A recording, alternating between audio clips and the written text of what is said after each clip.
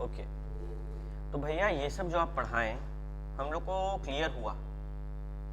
हम आपसे कुछ मन में सवाल रहता है वो पूछना चाहते हैं। हम बोले ठीक है पूछो, कोई दिक्कत नहीं है, तुम लोग के सवाल का जवाब देने के लिए तुम पैसा लिया। मेरा मन में एक सवाल है भैया,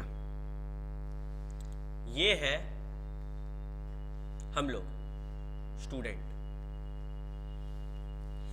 हम लोग गए आदित्य विजन, देखा आदित्य विजन बड़ा सा खोल के रखा है ये लोग दुकाने को। इसमें क्या मिलता है? एसी है। अच्छा, हमको लगा बैग मिलता है। बोले कौन सा आदित्य विजन देख लिया। मोबाइल, टीवी, सारा इलेक्ट्रॉनिक। ये बंदा पटना का है ओनर। तो हम लोग गए क्या लेने के लिए? मानो एसी लेने के लिए। ठीक है, हम लोग माल खरीद लिया। ये आदित्य विजन कौन है? हम लोग कौन है? मेरे मन में डाउट है भैया, हम एसी खरीदे हैं तो क्या हमको ये लोग माल डिलीवर करेगा कि हमको बोलना पड़ेगा डिलीवर करो? लॉ बोलता है कि अगर आप किसी से माल खरीदते हैं तो एज अ बायर आपका जिम्मेदारी है कि आप सेलर को अप्लाई करो कि सेलर साहब इसका डिलीवरी चाहिए। नहीं तो ये माना जाएगा कि जहां कॉन्ट्रैक्ट हुआ वहीं डिलीवरी हुआ। यानी कि अगर हम लोग इसको कुछ नहीं बोलेंगे तो ये माना जाएगा कि आदित्य विजन में ही हम लोग डिलीवरी ले चुके हैं। लेकिन अगर ये कंडीशन हम रख देंगे कि सर एक आदमी चाहिए और एक टेम्पू चाहिए, तो अब डिलीवरी सेलर को कराना पड़ेगा। क्या सीखे कि क्या रूल है? रूल क्या है कि भैया buyer has to apply for delivery. अगर नहीं अप्लाई किया है तो क्या मानेंगे? The goods is deliver when the contract is made. फिर से बोल रहे हैं, the buyer has to apply for. नहीं तो क्या माना जाएगा? जहां पे कॉन्ट्रैक्ट हुआ the place of contract is the only delivered place. कोई दिक्कत है ये बात? डिलीवर के लिए अप्लाई हो गया। डिलीवर 3 तरीके से हो सकता है, एक्चुअल जिसमें फिजिकल हो, कंस्ट्रक्टिव, सिंबॉलिक। जिसको ये तीनों शब्द एकदम न्यू लग रहा है उसके लिए हम प्रे करेंगे आज शाम में भगवान से। ठीक है, क्योंकि इंडियन कॉन्ट्रैक्ट एक्ट में भी पढ़ लिए हैं, सोगा में भी पढ़ लिए हैं, अभी भी न्यू लग रहा है तो तुम क्लास में कुछ बहुत इंपॉर्टेंट सोचते रहता है। ठीक है, तो ये 3 टाइप से डिलीवरी होता है। सवाल उठता है कि चलो सेलर को डिलीवरी के लिए अप्लाई किए, तो तुम लोग को नहीं लगता कि सेलर का ड्यूटी है माल को डिलीवर करने का? सेलर क्या किया? ऑटो खरीदा, अरे चलो ऑटो भाड़ा पे लिया, ऑटो में माल लोड किया और हम लोग का घर भेज दिया। हम लोग बोल रहे हैं नहीं लेंगे डिलीवरी, जाइए।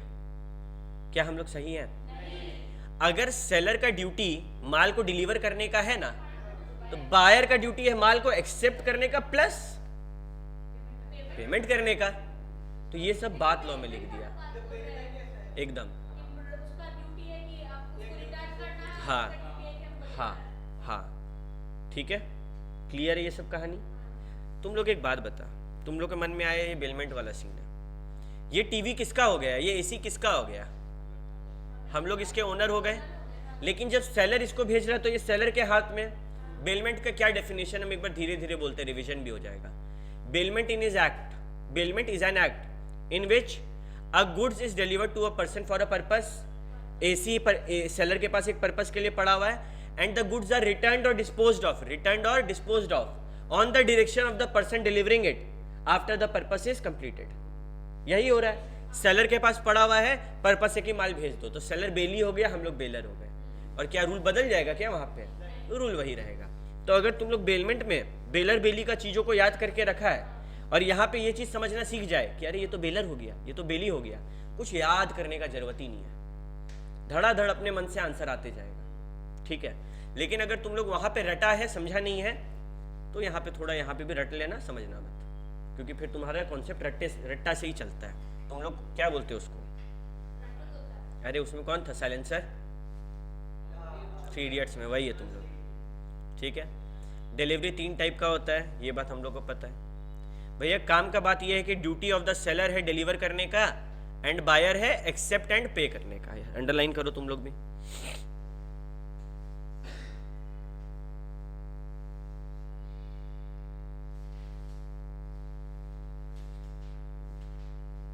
मेरे मन में एक और डाउट आ रहा है, हमको इसका जवाब देगा शौमिल। शौमिल, तुम गया आदित्य विजन से एसी लेना। शौमिल, पहले तुम एसी लेगा फिर पैसा देगा, कि पहले तुम पैसा देगा फिर एसी लेगा? क्यों? रियलिटी में तो कुछ और होगा। रियलिटी तो पहले पैसा देंगे तब वो मेरे को माल भेजेगा। अगर मेरा उससे सेटिंग है तो पहले एसी ले आएंगे, बोलेंगे भाई माल पैसा लेते रहो। तो ये किस पे निर्भर करता है कि पहले पैसा देना है कि डिलीवरी? कॉन्ट्रैक्ट पे, जैसा कॉन्ट्रैक्ट में टर्म्स है उस पर निर्भर। इसके ऊपर कोई रूल है क्या? लेकिन जरूरी क्या है? ओनरशिप ट्रांसफर होना। ठीक है। अच्छा, अगर मानिए भैया दोनों में हमको किसी चीज को डिलीवरी और पेमेंट में हमको किसी चीज को महत्व देना ही है तो हम किसको देंगे? डिलीवरी को। क्योंकि एक बार हम माल तुमको डिलीवर कर दिए ना, पेमेंट तुम नहीं देगा तुम कोर्ट जा सकते। तो डिलीवरी पे हम फोकस करेंगे, क्योंकि हर बड़ा सेलर मालूम है वो लोग के पास लॉयर्स का टीम होता है जिसको हर महीना सैलरी दे रहे हैं, और उसका काम ही है कि सब छोटा मोटा लफड़ा में नोटिस भेज के काम करते रहना। तो रियलिटी में ये टेंशन खत्म हो जाता है, हम लोग डिलीवरी कर देते हैं, पेमेंट अपने आ जाएगा। कोई दिक्कत? ओके। एक सवाल पूछे हम। मानो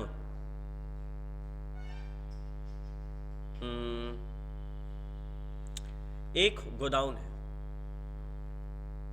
ठीक है, इसमें बहुत सारा माल पड़ा हुआ है। मानो बेल्स ऑफ कॉटन है। बेल्स ऑफ कॉटन समझ रहे हैं ना? कॉटन का बड़ा बड़ा गुच्छा होता है स्क्वायर में। हम कौन है? बायर। हम लोग गए सेलर के पास। सेलर को बोले सेलर सेलर सेलर सेलर सुन, हमको कॉटन बेच। बोला कितना? हम बोले 4 बेल। हम बाइक पे गए थे, तो हम क्या किया, अपना स्टाफ को बोले सुन, तुम बाइक पे माल लाएगा ना, तुम एक एक करके लाना। मतलब कितना ट्रिप होगा? 4 ट्रिप। तो मेरा बायर जो है वो पहला ट्रिप लाके दिया। सॉरी, मेरा ड्राइवर। किसका ड्राइवर है? हम लोग का। अब हम इसको बोल रहे मत जा बाकी 3 बार, छोड़ दे, नहीं लेंगे बाकी 3 बार। कोई ऐसा वैलिड रीजन नहीं है। तो क्या हम वो 3 माल छोड़ सकते हैं? इसको बोलते हैं पार्ट डिलीवरी या फिर डिलीवरी इन इंस्टॉलमेंट। एक हिस्सा डिलीवर हो गया, एक हिस्सा डिलीवर हो गया। लॉ क्या बोलता है देखो ना। लॉ का कहना है कि अगर delivery of part of goods हो चुका है और डिलीवरी इन प्रोग्रेस है, तो यह माना जाएगा कि ओनरशिप जो है वो पूरा का ट्रांसफर हो गया। ठीक है, ओनरशिप जो है वो पूरा का ट्रांसफर हो गया। क्या पढ़े फिर से? अगर डिलीवरी ऑफ पार्ट हुआ है और ओनरशिप ट्रांसफर करने के पर्पज से हुआ है तो क्या माना जाएगा कि पूरा डिलीवर हो गया। क्या हम मना कर पाएंगे? हमको सेलर बोलेगा कि ये जो लॉ है ना सेक्शन 34 में पढ़ के आई है, इसका मतलब है आप पार्ट डिलीवरी लिए, अब आप सबके ओनर हैं, आपको नहीं लेना मत दीजिए पैसा, तो आपको देना पड़ेगा। उल्टा हम आपके लिए इसको जो रख रहे हैं ना, हम आपसे बिलमेंट का पैसा मांग सकते हैं कि तेरा माल हम रखे हुए थे इतना दिन से, पैसा दो। कॉमन सेंस लगा। हम तुम मेरे से माल खरीद लिया, तुम ले जा नहीं रहा, हम क्या फ्री में रख रहे हैं तुम्हारा पैसा? तुम इसको ले जाएगा, हम नया स्टॉक ला के रखेंगे, तेरे चक्कर में मेरा जगह फंसा हुआ है, हम तुमसे उसका भी पैसा मांग सकते हैं। मेरे मन में एक और डाउट, भैया ये चारों को डाला बाइक पे, ला के दे दिया, ये इतना सारा माल पड़ा था, क्या उसके ओनर हम लोग हैं? क्यों? क्योंकि भैया यहाँ पे जो पार्ट है वो अलग तो हुआ, delivery of part of goods तो हुआ, बट इंटेंशन था माल को सवेयर करने का, अपना लॉट से अलग करने का। क्या पूरा को डिलीवर करने का था? नहीं ना। तो जब मेरा इरादा सिर्फ माल को अलग करने का हो, ना कि सबको बेचने का, तब ये रूल नहीं लग रहा है। वहां पे तो दिक्कत होने लगा ना, ये तो लॉ में लूपहोल निकल जाता, लाइन नहीं रहता तो, कि भैया सुनिए ना, पूरा गोदाउन में से 4 पीस लेकर हम दे दिए, पूरा गोदाउन का माल इसका हो गया। नहीं नहीं, अगर सवेयर करने का इंटेंशन है, माल को अलग करने का इंटेंशन है, क्या करने का इंटेंशन है? सवेयर, तो ये वाला रूल एप्लीकेबल नहीं है। नहीं तो क्या रूल है कि पार्ट डिलीवरी पे अज्यूम कर लेंगे कि ownership of the whole is transferred. क्या transferred? Ownership of the whole is transferred. क्या पूछ रही है तनिष्का?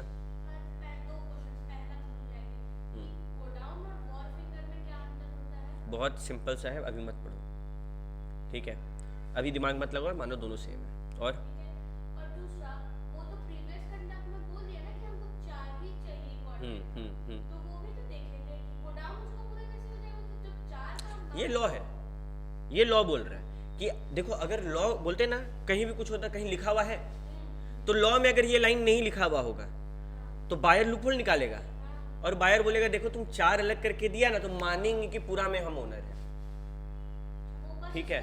तो ये लॉ क्लैरिफाई किया कि अगर अलग करने का इरादा है तो ऐसे मत बोल देना भाई, क्योंकि लॉ नहीं लिखेगा ये सब बात, तो फिर इसका लूपहोल बन जाता है। लॉ को एक एक चीज को लेकर स्पेसिफिक होना होता है। हम क्यों हाईलाइट नहीं करवाएं? क्योंकि इसके ऊपर ऐसा सवाल आएगा भी नहीं, और आएगा भी तो तुम लोग को जवाब पता रहेगा, ठीक है? तो जो पार्ट हाईलाइट करें वही इंपॉर्टेंट है। और wharfinger is a type of registered godown, इतना याद रखो अभी के लिए, ज्यादा दिमाग मत लगाओ। गोडाउन है, क्योंकि हम ज्यादा डिटेल में जाके घुसेंगे दिमाग में एक्सटेंशन हो जाएगा, बाद में फंसेगा तुम ही लोग, तो गोडाउन मान लो। अब delivery of goods sold may be made by doing anything which the parties agree shall be treated as delivery और which has the effect of putting the goods in the possession of the buyer or of any person authorized to hold them on this behalf। इसको हम highlight किया, underline क्यों नहीं किया? क्योंकि ये ऐसे क्वेश्चन नहीं आता। डिलीवरी का मतलब क्या? अलग अलग सिचुएशन रखते हैं। तू हमसे सामान खरीदा, स्कैनर, क्या तुमको घर में लाके डिलीवर करना था? हम लोग के बीच में टर्म्स हुआ, भैया क्लास में दीजिएगा, डिलीवरी माना जाता है। तुम घर लेके जा रहा है, बैग फटा, बुक्स गिर गया, मेरा नुकसान, तुम्हारा नुकसान, क्योंकि वो टर्म्स ऑफ कॉन्ट्रैक्ट है, ठीक है? उसी तरीके से तुम लोग बोला कि भैया हम तो आ नहीं पा रहे क्लास, मेरा दोस्त को दे दीजिए, तो वो भी डिलीवरी है, क्योंकि on the direction of buyer हम किसी थर्ड पर्सन को दिए हैं। तो क्या ये सब बात को याद करने का जरूरत है? क्या अंडरलाइन करके उस समय एग्जाम का 1.5 दिन जो इतना महत्व होगा वहां पे रीड भी करने का जरूरत नहीं, वहां पे तुम लोग जवाब दे देगा पूरा, मतलब गधा बच्चा भी दे देगा, ठीक है? कोई टेंशन नहीं। ओके, आगे बढ़ते हैं। हाँ, ये देखो क्या है, buyer to apply for delivery. बोले थे ना, अगर कॉन्ट्रैक्ट में कुछ नहीं है तो क्या सेलर का जिम्मेदारी है डिलीवर के लिए अप्लाई करना, या बायर का? जब फ्लिपकार्ट से माल खरीदते हैं हम लोग से पूछता है ना एड्रेस कौन सा वाला दे, ऑफिस है कि होम है, क्यों? Buyer has to apply for delivery. तो कभी भी तुम लोग के सामने कभी केस आएगा, क्लाइंट आएगा, क्लाइंट रो रहा है कि सर हम सेलर से माल खरीदे, 7 दिन हो गया हमको सेलर माल नहीं दे रहा है। हम बोले अरे सेलर फंस गया, हम लोग खुश कि इसको पैसा दिलवाएंगे, उससे पैसा खाएंगे। फिर हम बोले कि तुम सेलर को कहाँ देने बोला था? तो बायर बोल रहा हम थोड़ी बोलेंगे, सेलर पूछेगा तब ना। बायर ईगो में, क्या उसका ईगो चलेगा? Buyer has to apply. याद रहेगा ये एग्जांपल, हमेशा एकदम खून में बसा लो, ठीक है? बस। फिर आया प्लेस ऑफ डिलीवरी, माल का डिलीवरी कहाँ पे करें?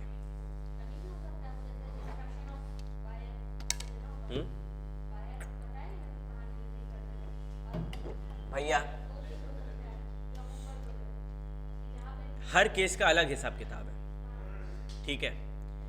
लेकिन जहां भी डिलीवरी होना है वो कहां लिखा रहेगा? कॉन्ट्रैक्ट में। हम आदित्य विजन से एसी लिए तो वो हमको एक पर्चा देगा जिसमें हम डिलीवरी का एड्रेस लिखेंगे, कॉन्ट्रैक्ट में डिसाइड हुआ, राइट? लेकिन अगर कुछ बात नहीं हुआ है तो क्या माना जाएगा? जो प्लेस ऑफ कॉन्ट्रैक्ट है, goods are to be delivered at the place at which they are at the time of sale। एक एग्जाम्पल समझो, ठीक है? मानो ये जुल्फिकार है, देंगे देख लेना, उसके बाद कर लेना, ठीक है? जुल्फिकार है और ये अश्विनी है, ठीक है? अश्विनी गया जुल्फिकार से, बोला जुल्फी भाई हमको तेरा कार चाहिए। कार है जुल्फी तेरे पास? देखो हो गया, नहीं बोलता है तुम, ये बना दिया हम, लाइट जल रहा है कार का। अब मत मेहनत कर हमसे, ठीक है? ये कार है और ये कार में ये ऐसे बैठा हुआ है, कौन? जुल्फिकार। नाम में भी कार, हाथ में भी कार। अब जुल्फिकार को अश्विनी बोला कि मेरा गाड़ी ले लो, हमको तेरा गाड़ी चाहिए। लेकिन ये जुल्फिकार का जो गाड़ी है ना, ये था मानो शौमिल के पास, शौमिल का घर में रखा हुआ था। अश्विनी का कार का ओनर से, यानी कि सेलर से बायर का बात हुआ गाड़ी बेचने का, बस कि 3 लाख में गाड़ी बेच देना। और कुछ बात नहीं हुआ है। जुल्फिकार है धनबाद में बैंक मोड़ में, और शौमिल तुम कहाँ रहता है? धैया में। डिलीवरी कहाँ माना जाएगा? धैया में। प्लीज इंग्लिश पे ध्यान दे। Goods are set to be delivered at the place at which they are at the time of sale. जब माल बिक रहा है, जहां पर गुड्स है वही डिलीवरी माना जाएगा। तो डिलीवरी कहां माना जाएगा? ये गलती तुम लोग एग्जाम में करेगा। तुम लोग सोचेगा कि जहां बात हुआ ना, जहां सामान। अरे आज ये बैंक मोड़ में है, अश्विनी तुम कहां रहता है? केंदुआ में। अश्विनी कॉल पे बात किया तो हम लोग क्या समझे, कहां माल बिक रहा है? बायर का एड्रेस कि सेलर का एड्रेस? मतलब माल कहां है? जहां पे माल है वही प्लेस ऑफ डिलीवरी माना जाएगा। क्या ये बात याद रहेगा हमेशा? कब? जब कॉन्ट्रैक्ट में कुछ नहीं बोला है तब। ठीक है। They are at the time of sale, ये इंपॉर्टेंट है। तुम लोग यहां पे गलती करेगा एग्जाम में। तुम लोग सोचेगा कि जहां पर बात हुआ वो जगह नहीं, जहां पे माल रखा है वो जगह। हम पहले ही बोल दिए तुम लोग क्या गलती करेगा। और इंस्टीट्यूट कहां पे तुम लोग को गुगली फेंकने वाला है। ठीक है, ओके। अगर मानो कोई माल है, मानो मेरा बात हुआ तुमसे, मेरे पास एक डॉग है, ठीक है, और ये जो डॉग है, ये डॉग चलो कैट बन गया, कोई बात नहीं। ये जो कैट है ये क्या देगा? छोटा छोटा कैट देगा जिसको किटन बोलते हैं। ठीक है, बिल्ली का बच्चा। ये आया, तुम लोग खाली लड़का बनाएंगे तो लोग डांटेगी। ये आया स्टूडेंट लोग बोला भैया आपका बिल्ली का बच्चा हमको चाहिए। हम बोले अभी टाइम है, रुको 2-3 महीना है। तो ये सेल है कि एग्रीमेंट टू सेल है? एग्रीमेंट टू सेल है। तो यहाँ पे डिलीवरी कहाँ माना जाएगा? भैया जहाँ बिल्ली बच्चा देगी वो जगह। मेरा मन तो ये बोल रहा है ना? लॉ क्या बोल रहा है देखो। Goods agreed to be sold है अगर, goods agreed to be sold है अगर, तो इसको कहाँ डिलीवर करना है? At the place at which they are at the time of agreement to sell. जहां पर ये लोग, which place which they are at the time of agreement to sell, यानी कि जहां पर हम लोग का बात हुआ वो जगह। ठीक है, जहां पे हम लोग का बात हुआ। अब आया ट्विस्ट। हम जब बात किए तब हम झरिया में थे, तुम लोग हमको जब फोन किया तुम लोग धनबाद में था। कौन सा जगह होगा? झरिया। क्यों? क्योंकि अगर बायर को डिलीवरी चाहिए तो उसको अप्लाई करना होगा, तो किसका एड्रेस देखा जाएगा? सेलर का। समझ रहा है कैसे खेल हुआ? क्या बिल्ली जहां बच्चा दी फर्क पड़ रहा है उससे? अभी तक नहीं, अभी तक तो नहीं पड़ रहा है। तो ये एग्जिस्टिंग गुड्स का कहानी है। अगर गुड्स एग्जिस्टिंग है तो ये, और अगर गुड्स फ्यूचर है तो ये, दोनों का हिसाब किताब लिख लेने का। इजी? ठीक है।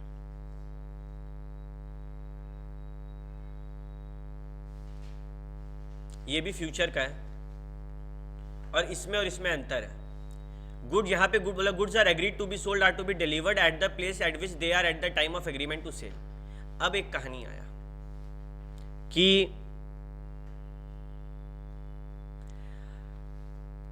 ये है टाटा जी, ठीक है, टाटा साहब, और ये है बायर। बायर बोला टाटा साहब मेरे को ना एक मस्त सा गाड़ी बना के दे दीजिए। ठीक है, अच्छा सा सुंदर सा हरा रंग का। टाटा साहब बोले हम बना देंगे। जब टाटा साहब से ये बात हुआ, वो थे जमशेदपुर में और बायर था धनबाद में। लेकिन ये जो गुड्स है ये बनेगा मुंबई में। डिलीवरी कहाँ होगा? लेकिन ये तो फ्यूचर गुड्स का बात है, और फ्यूचर गुड्स में हम लोग सीखे हैं कि जहाँ पे बात होता है वो जगह होता है। जनरली सेलर को मान लो, तो मुंबई का जवाब। क्योंकि यहाँ पे मैन्युफैक्चर या प्रोड्यूस होगा। देखो बच्चा पैदा नहीं हो रहा है, ये कोई एक जगह है जहाँ पर सामान बन रहा है। तो जब ऐसा सिचुएशन हो तो जहाँ भी गुड्स मैन्युफैक्चर होगा वही जगह पे डिलीवर्ड माना जाएगा। If goods are not in existence then at the place where they are to be manufactured और प्रोड्यूस्ड।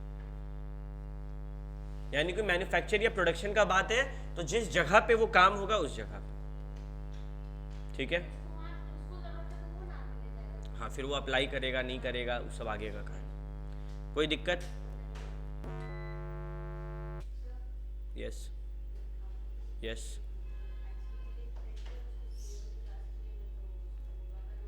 हाँ दे दे, हम करा देंगे। टाइम ऑफ डिलीवरी, सेलर को माल भेजना है बायर को, लेकिन कोई वक्त हम लोग बायर को नहीं दिया। क्या लगता है सूरज, कितना बजे तक भेज देना चाहिए? सेलर माल भेजेगा बायर को, लेकिन बायर कोई टाइम नहीं बताया है, कितना देर में भेज देना चाहिए? वेरी गुड वेरी गुड, यही वर्ड हमको चाहिए। टाइम ऑफ डिलीवरी कुछ नहीं बोला है तो रीजनेबल टाइम, ठीक है। देखो कॉन्सेप्ट क्लियर होने का फायदा, उसका ध्यान नहीं था, कुछ सोच रहा था ना तुम उस टाइम पूरा। अभी तुम मेरे से सवाल दूसरी बार पूछा, पहली बार में नहीं सुना, लेकिन जवाब दे दिया ना, क्योंकि उसका कॉन्सेप्ट क्लियर है, ठीक है। ओके,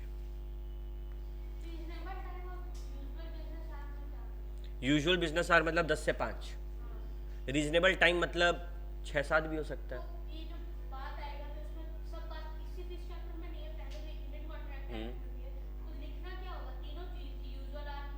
क्या आंसर में क्वेश्चन में लिखा होगा जो वो टॉपिक है वहां पे लिखा है? यूजुअल बिजनेस आवर बहुत संभल के यूज करना है, रीजनेबल टाइम ऐसे हवा में यूज कर सकते हैं। यूजुअल बिजनेस आवर जहां पर वर्ड है वहीं पे यूज होगा, रीजनेबल टाइम कहीं भी यूज कर लो। रीजनेबल टाइम में यूजुअल आवर भी आ गया है, जहां पे यूजुअल बिजनेस आवर लिखा है वहां पे यूजुअल बिजनेस आवर यूज करना है। 2 ही 3 जगह है तो टेंशन नहीं है, ठीक है। हाँ हाँ यस। पंखा चलाना है क्या? चला ले, कोई दिक्कत नहीं है। तुमको दिक्कत है तो तुम पीछे बैठ जा थोड़ा सा सूरज, थोड़ा देर पंखा में बैठ जा, गर्मी लग रहा है तो जैकेट खोल ले, समझा, आराम लगेगा। ओके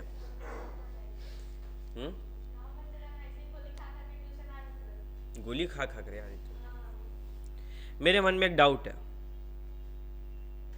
और ये डाउट का जवाब तुम लोगों को पता है क्योंकि इस बारे में बात हुआ है।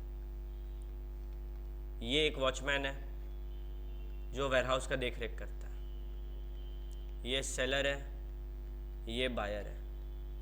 ये लोग दोनों धनबाद में। सेलर बायर को बोला आज से ये वेयरहाउस का सारा माल तेरा।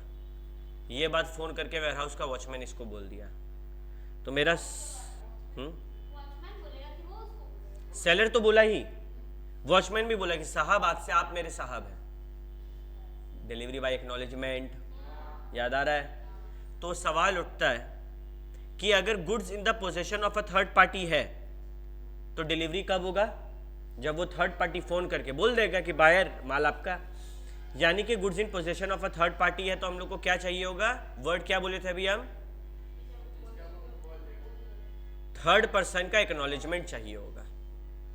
अगर थर्ड पार्टी के पास है तो उस थर्ड पर्सन का एक्नॉलेजमेंट चाहिए होगा।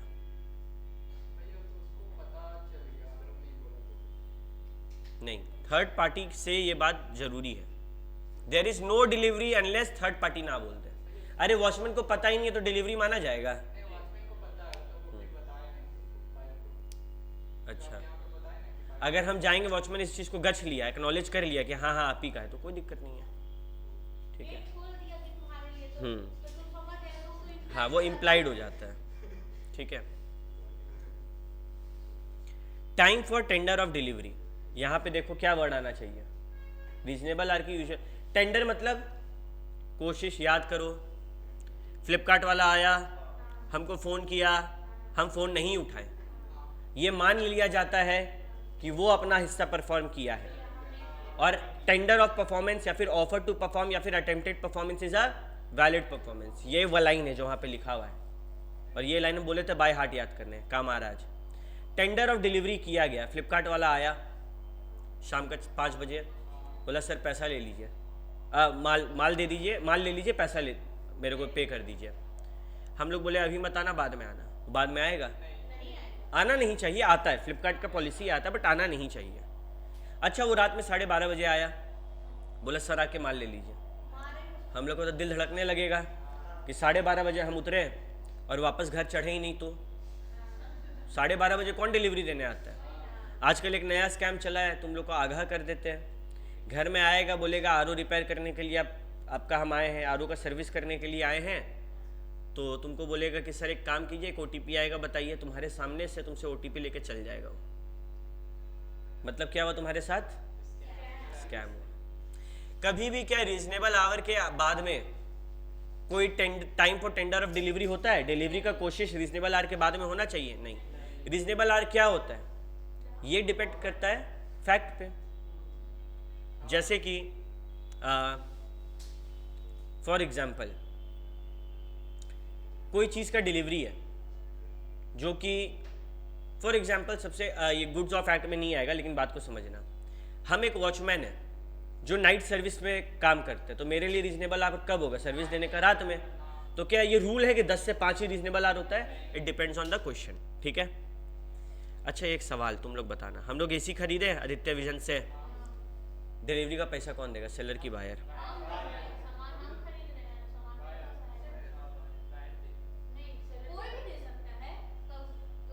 लॉ बोलता है एक्सपेंसेस ऑफ डिलीवरी सेलर का जिम्मेदारी होता है, कॉन्ट्रैक्ट कुछ नहीं बोल रहा है। तो इसीलिए वहां पे लिखा जाता है फ्लिपकार्ट में डिलीवरी चार्जेस 60 रुपया, 100 रुपया। क्यों?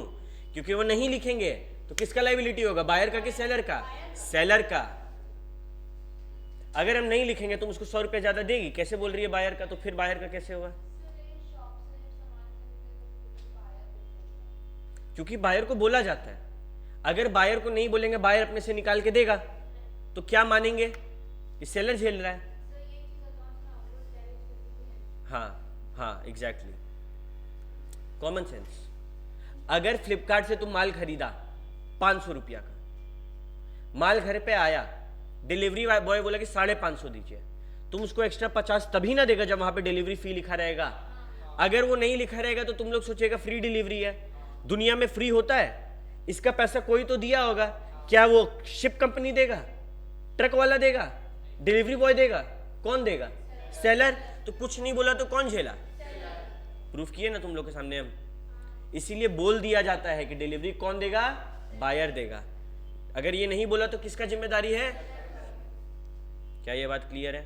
आज हम आदित्य विजन से एसी लेंगे तो हमको वो सेलर बोल देगा कि ऑटो वाला को 100 रुपया दे दीजिएगा सर, इंस्टॉलेशन का पैसा दे दीजिएगा सर। ये नहीं बोलेगा तो क्या अज्यूम करेंगे? क्या हम अज्यूम करेंगे कि हमको देना है? हम अज्यूम करेंगे कि सेलर दे रहा है। ये लॉ है। यानी कि वो बंदा कुछ नहीं बोला, हम लोग कितना मस्त फायदा उठा सकते हैं। समझ रहा बात को? बाद में बोलने से होता ही नहीं। कॉन्ट्रैक्ट के पहले जो बोलना है बोल दो, बाद में बोलने से नहीं। हम देंगे ही नहीं एकदम। हम उसको सीधे मुंह पे मारेंगे 36 का 5, एकदम ऐसे बोलेंगे 100 का 36 का 5 पढ़ के आओ, और वो केस में कभी नहीं जीत पाएगा। ऐसा एक्चुअली में होता है कि लॉयर लोग बैठा रहता है कि बड़ा बड़ा कंपनी छोटा मोटा गलती करे, उन लोग से कुछ कुछ पैसा ले, और फिर हम लोग उससे हिस्सा पाएँ थोड़ा सा, क्योंकि ये सब एकदम सीधा केस है। सेलर को पैसा देना पड़ेगा, तो इसमें ये फायदा का चीज़ होता है। ठीक है,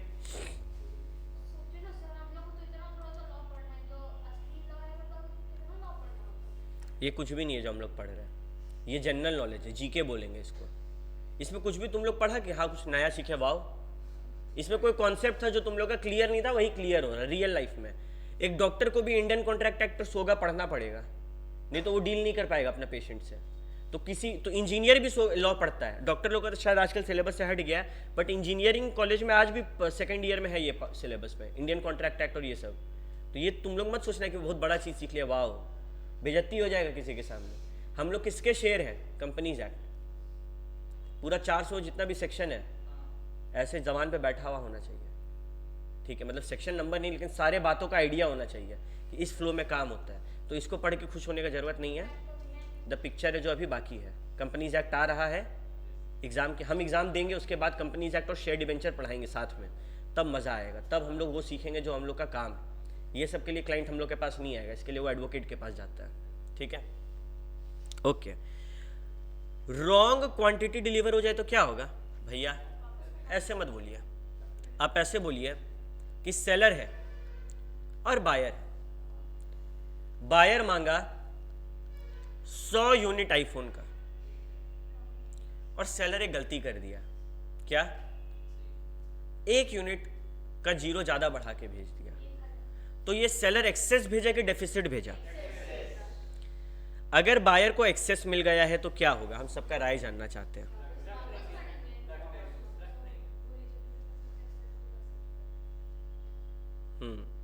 यानी कि 100 रखेंगे, 900 वापस कर देंगे, या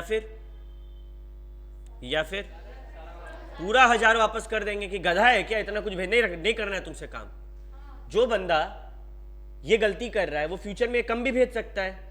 और ऐसा बायर मेरे को लॉ हक दिया कि बायर सुन, जो सेलर ये सब हरकत कर रहा है ना, जो ध्यान नहीं रख रहा है, अब तुम सोचो हम 100 यूनिट मंगाते, 10 यूनिट आता, 90 यूनिट मेरे पास डेफिसिट रहता, मेरा तो कस्टमर घूम जाएगा। हमको उससे डील नहीं करना, पूरा वापस भेज सकते हैं। क्या ये कर सकते हैं कि 100 रख ले और 900 भी रख के उसका पेमेंट कर दे? आओ देखते हैं लॉ क्या बोलता है। Where the seller delivers to the buyer larger quantity of goods, buyer may accept the goods included in the contract and reject the rest, पहला काम कर सकता है। और ही में रिजेक्ट द होल, दूसरा काम कर सकता है। ये 2, ये 1। अगर वो होल का एक्सेप्ट किया तो होल का पे करेगा, ये 3 हक मिल गया उसको। कब? जब गुड्स लार्जर हो तो या तो वो रिजेक्ट कर दे, बचा हुआ को जितना का बात हुआ है उसको रखे, या फिर सबको रिजेक्ट कर दे, या फिर सबको एक्सेप्ट करके सबका पेमेंट कर दे। ठीक है, कर लो तुम लोग भी हाईलाइट, अंडरलाइन। ओके, यहां तक कहानी क्लियर है? ओके, आगे बढ़े भैया। मानिए सेलर बायर से मंगाया था कितना आईफोन, और वो क्या किया ना, छोटा सा गलती कर दिया। वो 1 जीरो हटा दिया।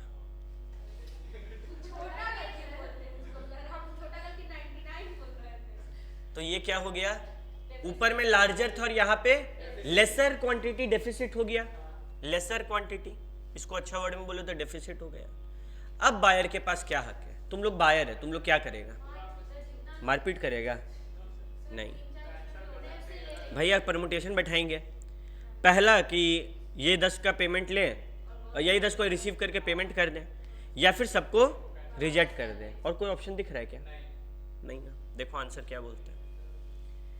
Where the seller delivers to the buyer less than quantity contracted for, buyer may reject them, but if accepts then pay for them at the contracted rate. यानी कि या तो एक्सेप्ट कर सकता है या फिर क्या? इसके अलावा यहां पे और कोई ऑप्शन था?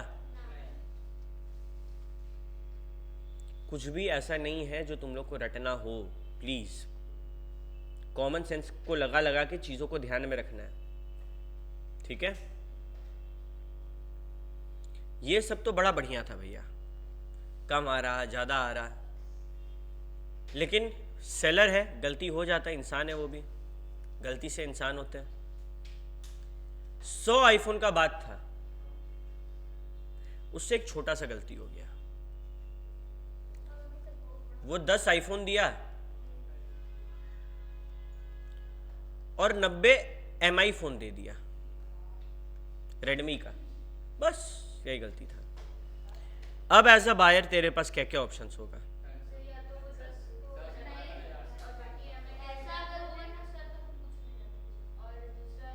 सिंपल सा भैया, सिंपल सा बात है भैया। या तो वो पूरा को एक्सेप्ट करके पे कर देगा, या फिर अपना वाला, अगर सेपरेटेबल है तो अपना वाला हिस्सा रखेगा, बाकी वापस कर देगा, या फिर पूरा को रिजेक्ट कर देगा। ठीक है, कुछ नया पढ़े हम लोग।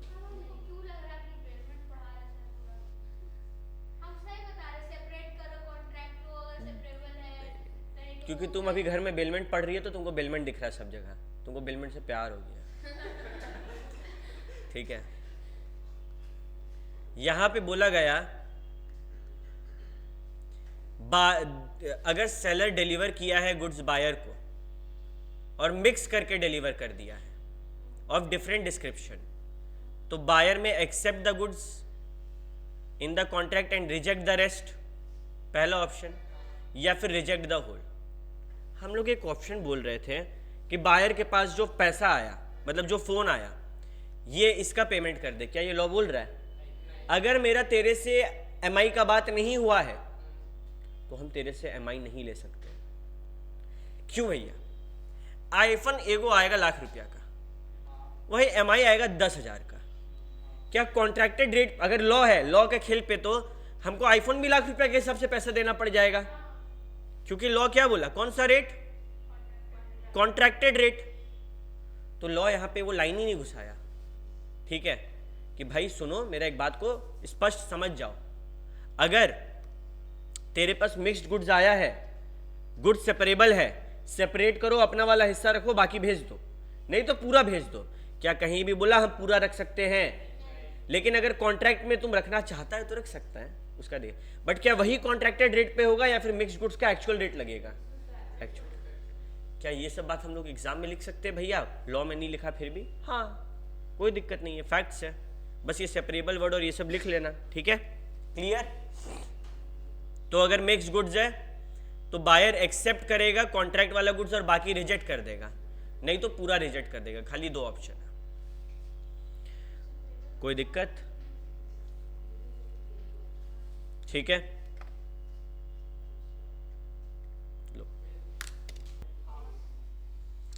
मेरे मन में एक डाउट है। मानो सेलर और बायर के बीच में बात हुआ कि सेलर उसको 1,000 आईफोन भेजेगा, बस ये बात हुआ। सेलर क्या किया? पहला इंस्टॉलमेंट में ₹1,00,000 100 आईफोन भेजा, दूसरा इंस्टॉलमेंट में 500 और तीसरा इंस्टॉलमेंट में 400। क्या बायर ऐसे लेगा? बायर बोल रहा है भाई कॉन्ट्रैक्ट नहीं था, तुम ऐसे नहीं भेज सकता है। सेलर बोल रहा है नहीं नहीं नहीं, तुमको चाहिए ना 1000, तुम्हारे पास 1000 पहुंच रहा है ना, तुमको उससे मतलब होना चाहिए। क्या सेलर सही है? क्यों? कॉन्ट्रैक्ट में तो कुछ भी नहीं बोला है। बायर अपना दोनों का तो हिस्सा समझो, फिर डिसीजन लेना। तुम लोग कैसा जज बनेगा रे? नहीं, तुरंत सुनो पहले कहानी पूरा, बैठ के सोचो। कल को घर में 2 बच्चा लड़ेगा जब तुम्हारा, तो क्या करेगा तुम लोग? जो पहले बोल रहा है वही जीत गया है? सुनो ध्यान से, पहले तुम सोचो, सेलर बायर को माल भेज रहा है, क्या इंस्टॉलमेंट का बात है? नो। क्या कॉन्ट्रैक्ट में ये कुछ भी बात था? नो। बायर बोल रहा है हम इंस्टॉलमेंट में डिलीवरी नहीं लेंगे, सेलर बोल रहा है तुमको डिलीवरी लेना पड़ेगा क्योंकि लॉ बोलता है तुम डिलीवरी लेने के लिए मजबूर है। बायर बोल रहा है कि लॉ बोलता है अगर हम एक पार्ट भी ले लिए ना तो हमको बाकी लेना पड़ेगा, अगर हम पहला ही पार्ट नहीं लिए तो हम बाकी नहीं लेंगे। सेलर बोल रहा है नहीं नहीं, कुछ बात नहीं ना हुआ था, तुमको माल से मतलब होना चाहिए, माल तुम्हारे पास पहुंच जाएगा टाइम के अंदर में, 3 इंस्टॉलमेंट में ले लो। क्या सेलर ऐसे कंपेल कर सकता है बायर को? सुन के गलत लग रहा है ना सेलर का हरकत? क्यों? अब सुनो, बात के पीछे कॉन्सेप्ट समझो। अगर मेरा इंस्टॉलमेंट में बात नहीं हुआ है तो हम इंस्टॉलमेंट में डिलीवरी नहीं लेंगे, लेकिन अगर एक भी इंस्टॉलमेंट का डिलीवरी ले लिए तो ऊपर में पड़े थे ना पार्ट डिलीवरी, वो वाला लॉ लग जाएगा, फंस जाएंगे। समझा? आओ देखते हैं हम लोग क्या बोल रहे हैं। पहला ही में अनलेस अदरवाइज एग्रीड, अगर कुछ बात नहीं हुआ है कॉन्ट्रैक्ट में, buyer is not bound to accept in instalment. ठीक है, ये बात को याद रखना है। इंस्टॉलमेंट में बात नहीं हुआ है, बायर इज नॉट बाउंड। बात हुआ था और अब बायर बोल रहा है हम इंस्टॉलमेंट में नहीं लेंगे, कर सकता है क्या भैया? बायर अपना जमान से नहीं मुकर सकता है।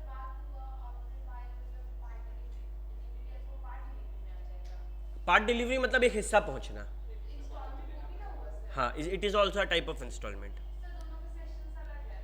नहीं, यहां पे बोल रहा है, ऊपर में बोल रहा है कि अगर पार्ट का डिलीवरी लिए तो सबका लेना होगा, और यहां पे बोल रहा है कि अगर हम इंस्टॉलमेंट का बात नहीं किए और इंस्टॉलमेंट में डिलीवरी आ रहा है तो हम मना कर सकते हैं। ऊपर में बोल रहा है कि अगर हम हाँ बोल दिए ना एक भी इंस्टॉलमेंट को तो हम सबका ओनर है, सब लेना पड़ जाएगा।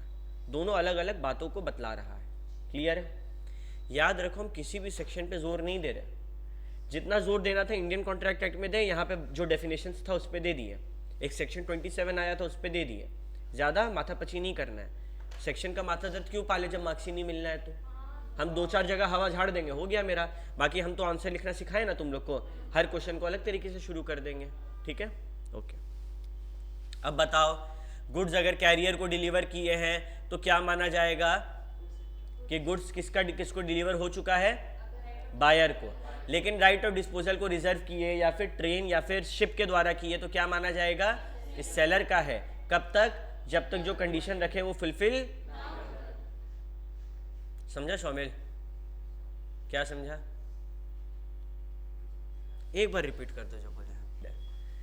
Okay, delivery to the carrier prima facie क्या माना जाता है, डिलीवर टू द बायर। पहली नजर में क्या हर बार जरूरी है, ऊपर सब कुछ पढ़ते हुए आए हैं, ठीक है। आधा से ज्यादा चीज तुम लोग का खुद जवाब दे रहा, अब खुद बोलो, तुम लोग खुद बताना। माल रास्ता में है, यही वाला एग्जाम्पल करते हैं, ठीक है। पी क्यू को माल बेचा, सेलर कौन, बायर कौन।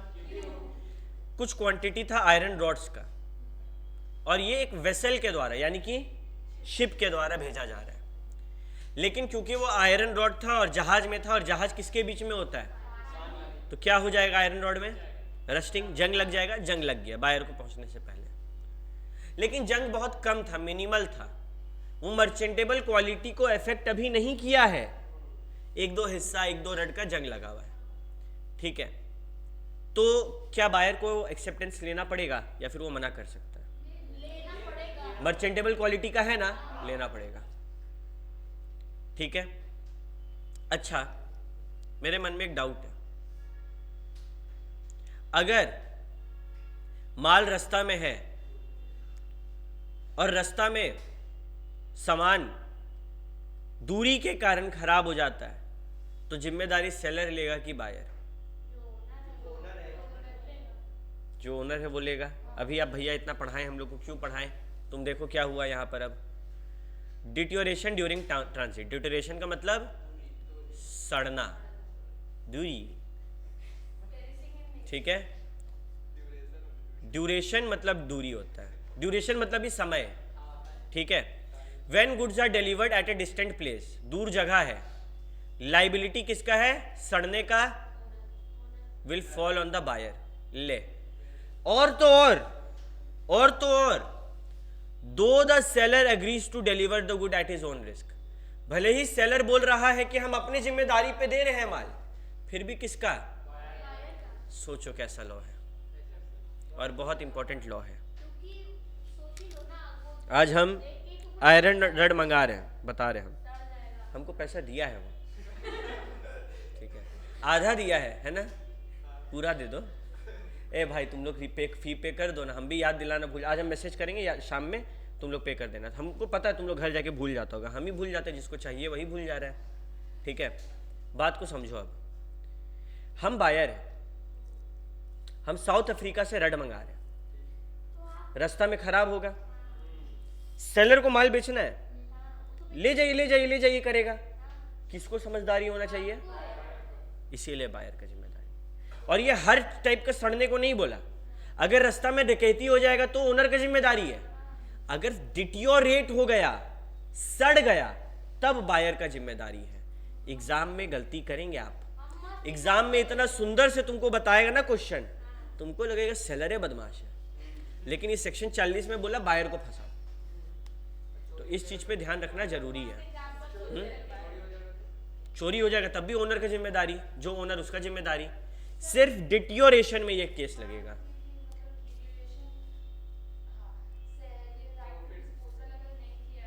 फर्क ही नहीं पड़ रहा है कोई भी चीज का, यहाँ पे कुछ बोल रहा है लॉ, वो तो बोलेगा ये लिखा है लॉ में जो लिखा है वो पत्थर का लकीर है। अगर आपको जजमेंट बदलना है जज साहब, तो पहले लॉ बदल के आइए, और लॉ कैसे बदलेगा, बस खत्म, तब तक तो हम लोग का पूर्वज आगे वाला जनरेशन आ जाएगा, ठीक है। अच्छा आप बोल दो तुम। कश्मीर सेलर एप्पल मंगाया, रास्ता में खराब हो गया, फिर इसी के बायर का जिम्मेदारी, क्योंकि सेलर तो माल बेचने के लिए सल्टाएगा ही तुमको, बायर का बुद्धि होना चाहिए, ठीक है। अच्छा तुम लोग से एक सवाल पूछते हैं, तुम लोग मेरा दुकान आया, हम फ्रूट्स बेचते हैं, तुम लोग बोला भैया फ्रूट्स पैक कर दीजिए, हम कार्टून में बड़ा सुंदर से पैक कर दिया, बोले ले जाओ। तुम लोग मेरे सामने बोला भैया पेन नाइफ एक कैंची दीजिए, तो बोले क्यों, मतलब खोल के देखना चाहते हैं आप सही पैक किए कि नहीं, आप पे हमको भरोसा नहीं है। हम बोल रहे अरे तुम इसको नहीं खोल सकता मेरा दुकान में, इतना मेहनत से पैक किए हैं और तुम मेरे सामने ही मेरा मेहनत बर्बाद कर देगा, हम ये नहीं करने देंगे। क्या हम ऐसा बोल सकते हैं? बायर के पास हक है गुड्स को एग्जामिन करने का। आजकल बीच में एक लफड़ा चल रहा था, अपना जो भाई साहब रहता है फ्लिपकार्ट वाला, उन लोग को रोक रहा था बायर, बोल रहे थे कि 2 मिनट रुकिए, आप विटनेस बनेंगे, आपके सामने फ्लिपकार्ट का डिलीवरी बॉक्स खोलेंगे, आपको गवाह बनना है। बोल रहा था नहीं नहीं हम गवाह ववाह नहीं बनेंगे, मेरा काम है देना, हम दे के जा रहे हैं। लॉ क्या बोल रहा है सेक्शन 41 में, बायर के पास गुड्स को एग्जामिन करने का क्या है, राइट है। Where goods are delivered to the buyer who has not previously examined them, इस बात का भी ध्यान रखना है। अगर तुम पहले एग्जामिन करके माल चढ़वाया है, हम गए, तुम सेलर एंड बायर है, यहां पे ध्यान दो, अभी तुम सेलर एंड बायर है, हम तेरे यहां आए, हम अपने हाथ से माल को उसमें चढ़ाएं और लोड करवाएं एग्जामिन करके, और ऑटो के पीछे पीछे चल रहे हैं, क्या हम फिर से उसको उतरवा के एग्जामिन करके ऑटो ड्राइवर को टाइम वेस्ट करेंगे? नहीं। इसके पास रीजनेबल अपॉर्चुनिटी होना चाहिए गुड्स को एग्जामिन करने का, कि वो कॉन्ट्रैक्ट के हिसाब से है कि नहीं। The seller is bound on request to afford the buyer a reasonable opportunity. अब ये रीजनेबल अपॉर्चुनिटी कीवर्ड है, बायर के पास गुड्स को एग्जामिन करने का तो हक है, लेकिन हमारे पृथ्वी पर भिन्न भिन्न प्रकार के लोग हैं, उसमें से कुछ बायर इस चीज का कैसे उपयोग कर रहा था, देखो उसको ना चिढ़ मच जाता था सेलर से, कि हम सेलर से माल मंगाए, सेलर लेट किया, रुको इसको बताते हैं। तो अब एक ट्रक भर के कुछ टन माल आया है, और बायर का कहना है ड्राइवर को कि जब तक हम एक एक माल चेक नहीं कर लेंगे ना, तुमको हम हिलने नहीं देंगे। लॉ क्या बोला? रीजनेबल।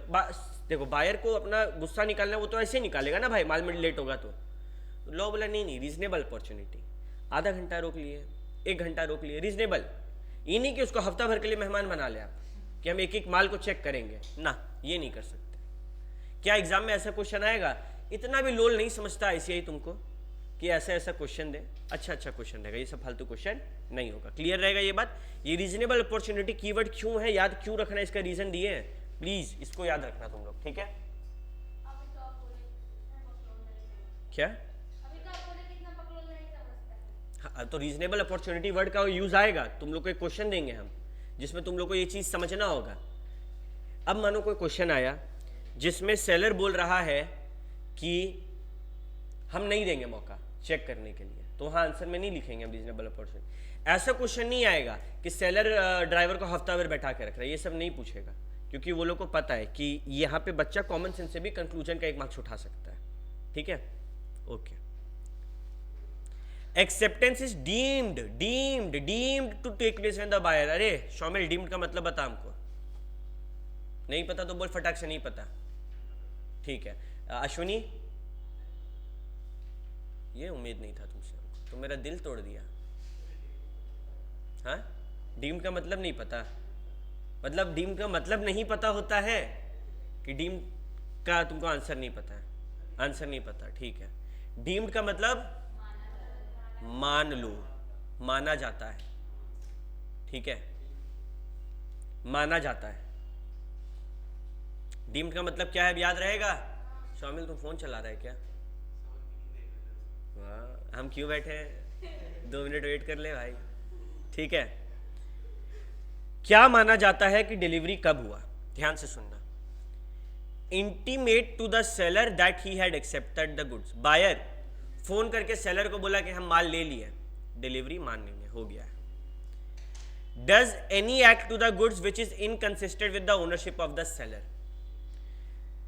गुड्स के साथ ऐसा कुछ हरकत कर रहा है कि हमको लग रहा है कि तुम ओनर है। याद करो, sale on approval basis, goods को येलो पेंट कर दिया 7 दिन के अंदर में, ऑटोमेटिकली डिलीवरी मान लेंगे हम लोग, acceptance of delivery. Retains the goods after the lapse of reasonable time. भैया तो बुद्धू बनाया, आप अभी थोड़ी देर पहले हमसे एक सवाल पूछे कि सेल ऑफ कृति से पूछे थे, sale of goods on approval basis का 3 पॉइंट बताओ कृति अब हमको।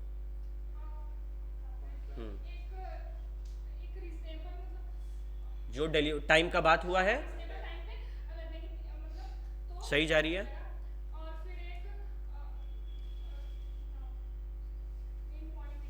इनकंसिस्टेंट, रीड कर ले, यही है। रीजनेबल टाइम के बाद भी अप्रूवल या रिजेक्शन कुछ नहीं दिया। भैया ये तो वही है। और यहाँ पर क्वेश्चन, एक क्वेश्चन का 2 जवाब, कोई टेंशन है इसमें? लिख लो, same answer for sale on approval basis वाला है।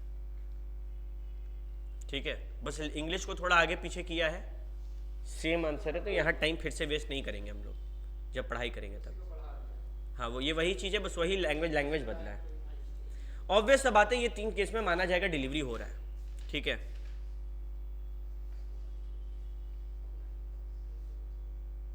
किसी को दिक्कत नहीं है? एक भयंकर डाउट मेरा मन में आ रहा है, शेयर करें क्या? तुम लोग मदद करेगा? हम सेलर हैं, तुम लोग बायर हैं, ठीक है? सूरज तुम बताना तुम क्या करेगा। हम तुमको 100 आईफोन के जगह 1000 आईफोन दिया, तेरे पास 900 एक्स्ट्रा है, तुम वो हमको रिटर्न करेगा कि हमको अपना आदमी भेज के रिटर्न लेना होगा? 2 ऑप्शन है, तेरा जिम्मेदारी है रिटर्न करने का या मेरा जिम्मेदारी है लेने का? सेलर का जिम्मेदारी है लेने का, क्योंकि सेलर ने ज्यादा भेजा। तो लॉ भी यही बोला कि भाई buyer is not bound to return the rejected goods. वो गुड्स जो रिजेक्ट हो गया, अगर कॉन्ट्रैक्ट में लिख दिया कि बायर बोल रहे हैं कि भाई कुछ भी ऐसे लफड़ा होगा, हम गुड्स रिजेक्ट करेंगे, मानो यहाँ तो ज्यादा क्वांटिटी था, कैसे? अगर एक्सेप्ट कर लेगा तो ये लॉ ही नहीं लगेगा ना। ये लॉ तब लगेगा जब इन लोग में लड़ाई हो रहा होगा कि हम नहीं भेजेंगे, हम नहीं लेंगे, हम नहीं मंगाएंगे। अच्छा मानो ये हटाओ, ज़्यादा क्वांटिटी हटाओ, मानो हम तुमको 100 आईफोन भेजें जिसमें से 50 खराब है, 50 रिजेक्ट करेगा तो वो तुम हमको भेजेगा कि हमको मंगाना पड़ेगा? आ रहा है ना अंदर से जवाब कि सेलर का जिम्मेदारी होना चाहिए। अगर हम बोल दिए कि जुल्फिकार अगर खराब मोबाइल निकलेगा तुम ही भेज देना, तो फिर कोई दिक्कत? हाँ, where goods are delivered to the buyer and he refuses to accept them, then he is not bound to return the goods, but it is sufficient if he intimates the seller कि he refuses to accept them। खाली बताने का जरूरत है, भेजने का नहीं। Provided contract में कुछ नहीं बोला। यस,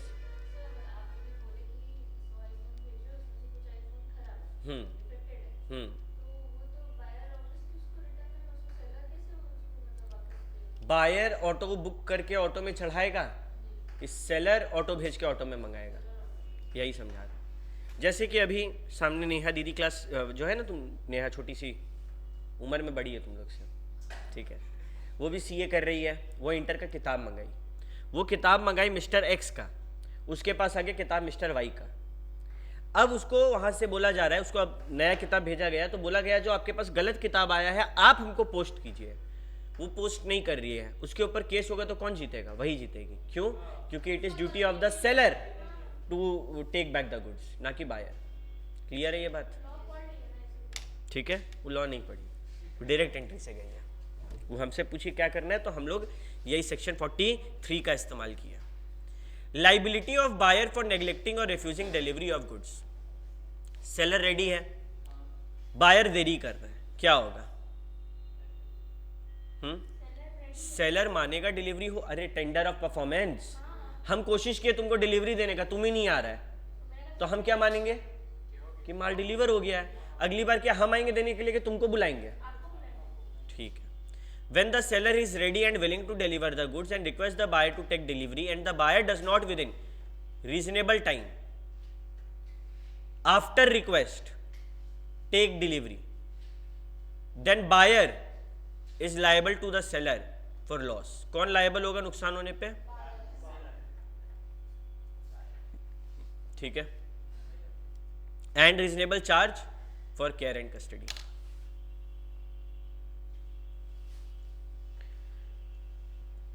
को भैया बोल रहा था अभी, क्योंकि वो लोग कस्टमर सेटिस्फैक्शन पे फोकस कर रहा है, वो लोग माथा दर्द नहीं चाहता है कि हम बाकियों से हट के सर्विस दें। सिंपल सा सवाल, तुम लोग मेरे से माल मंगाया, हम बोले भाई आके ले जा, तुम आके नहीं ले जा रहे हैं, हम तो कोशिश किए तुमको देने का, भैया आप आकर तो डिलीवर नहीं किया। क्या डिलीवरी मतलब यही होता है कि हम जाके दे, तुम आके लेगा, वो भी तो डिलीवरी, एक्चुअल डिलीवरी है, फिजिकल पोजीशन जाएगा मेरे यहाँ से। अब हम तेरा माल हफ्ता भर के लिए रखे हैं, हफ्ता भर बाद तुम आया, 100 रुपया का माल था, मुझसे 120 रुपया लेंगे, क्यों? क्योंकि 20 रुपया हम लेंगे हफ्ता भर तुम्हारा माल का देखभाल करने के लिए, ठीक है? तो कोर्ट में हम डैमेजेस के नाम पर ये भी मांग सकते हैं, और लोग मांगता है, तुम समझ रहा है, ये छोटा मोटा बात नहीं होता। 100 रुपया का, करोड़ों का माल वेयर हाउस में पड़ा रहता है। तुम लोग को एक मूवी का नाम बताते हैं हम, बदमाश कंपनी, तुम लोग देखा है? शाहिद कपूर का भयंकर मूवी, और ये रियल लाइफ पे बेस्ड है, बदमाश कंपनी। एक आदमी था, वो नाइकी, एडिडास, पूमा का एक राइट जोड़ी मंगाता कलकत्ता वाला पोर्ट में शिप से, और लेफ्ट वाला जोड़ी मंगाता मुंबई वाला पोर्ट में। अब जब मेरा कस्टम का माल आया है तो हमको वहाँ पर जाना है, पैसा पे करना है, कस्टम ड्यूटी पे करना है और माल ले लेना है। अब शाहिद कपूर अगर कलकत्ता में माल मंगाया, वो कलकत्ता जा ही नहीं रहा। अब हफ्ता भर वेट किया, 2 हफ्ता वेट किया, उसके बाद क्या करेगा? कस्टम ड्यूटी वाला उस माल को ऑक्शन में लगवा देता है। अब एक जूता, एक जोड़ी भी नहीं है, वो राइट पैर के लिए लोग कितना पैसा देगा? तो वो कचड़ा का भाव पे वहां पे सलट गया, लाखों का माल है, वो कचड़ा का भाव में सलट गया। कलकत्ता और मुंबई से माल को एक जगह किया गया और वो इंडिया में मार्केट रेट पे बिक रहा है। सोचो, समझ रहा है? लेकिन वो पकड़ा गया। तुम एक बार एक गलत जोड़ी आया तो समझ में आया, बेटा तो हर महीना यही हो रहा है। तो कस्टम ड्यूटी का दिमाग फिरा, कस्टम ड्यूटी बोला कि बाकी सारा पोर्ट में पता करो तो कहाँ एक जोड़ी जूता आ रहा है। उन लोग को जैसे पता चला कि कोची पोर्ट में जूता आ रहा है, बोला ठीक है, यही हिसाब हो रहा है, ये लोग दोनों को देखेंगे, जो ऑक्शन लगाएगा उन लोग को पकड़ेंगे, उन लोग के ऊपर तहकीकात करेंगे। ये लोग पे तहकीकात हुआ था और ये लोग पकड़ाया था। पूछने की जरूरत ही नहीं है, इम्प्लाइड है कि तुम्हारा राइट यहाँ आ रहा है, लेफ्ट यहाँ आ रहा है, और एक बार नहीं, हर बार तुम लोग 4-5 आदमी ही ऑक्शन में जीत रहा है, तो बेटा तुम लोग क्या हम लोग को बेवकूफ समझ के रखा है? अब पकड़ा जाता है। ठीक है, क्लियर है यहाँ तक कहानी? किसी को कोई दिक्कत? ठीक, आगे बढ़ते हैं हम लोग। इसके बाद एक यूनिट है ना। हाँ, घबरा तो तुम लोग ऐसे जाता है जैसे तुम लोग से क्या मांग लिया। ओके, अब हम लोग सीखेंगे एक दुखी आत्मा के बारे में। शामिल बहुत खुश है तो उसी का नाम लेते हैं। एस फॉर शामिल, एस फॉर सेलर। बी से किसी का नाम है? मानो जुल्फिकार बायर है, ठीक है, और शामिल सेलर है। तो एक सेलर का जो चिंता है वो क्या होता है? माल बेचना नहीं है, माल का पैसा उठवाना है। बिक तो जाएगा, हमको दे दे भाई, हम ले लेंगे, पैसा नहीं देंगे। तो उसका दिमाग में क्या चिंता है? पैसा लेना। अब पैसा को लेके 2 सिस्टम होता है। अगर गुड्स उसके पास है, बेसिकली अगर ओनरशिप ट्रांसफर नहीं हुआ है तो वो क्या क्या कर सकता है? अगर ओनरशिप ट्रांसफर हो गया है तो वो क्या क्या कर सकता है? ठीक है, और ये तो हुआ गुड्स को लेके। मानो मेरा गुड्स मेरे पास पड़ा है, ओनरशिप ट्रांसफर नहीं हुआ, हम क्या उस देंगे? बायर, सेलर बायर को देगा शामिल, तुम बायर को पैसा नहीं देगा तो माल रख लेंगे, जब्त कर लेंगे, लियन। कब? जब ओनरशिप ट्रांसफर नहीं हुआ।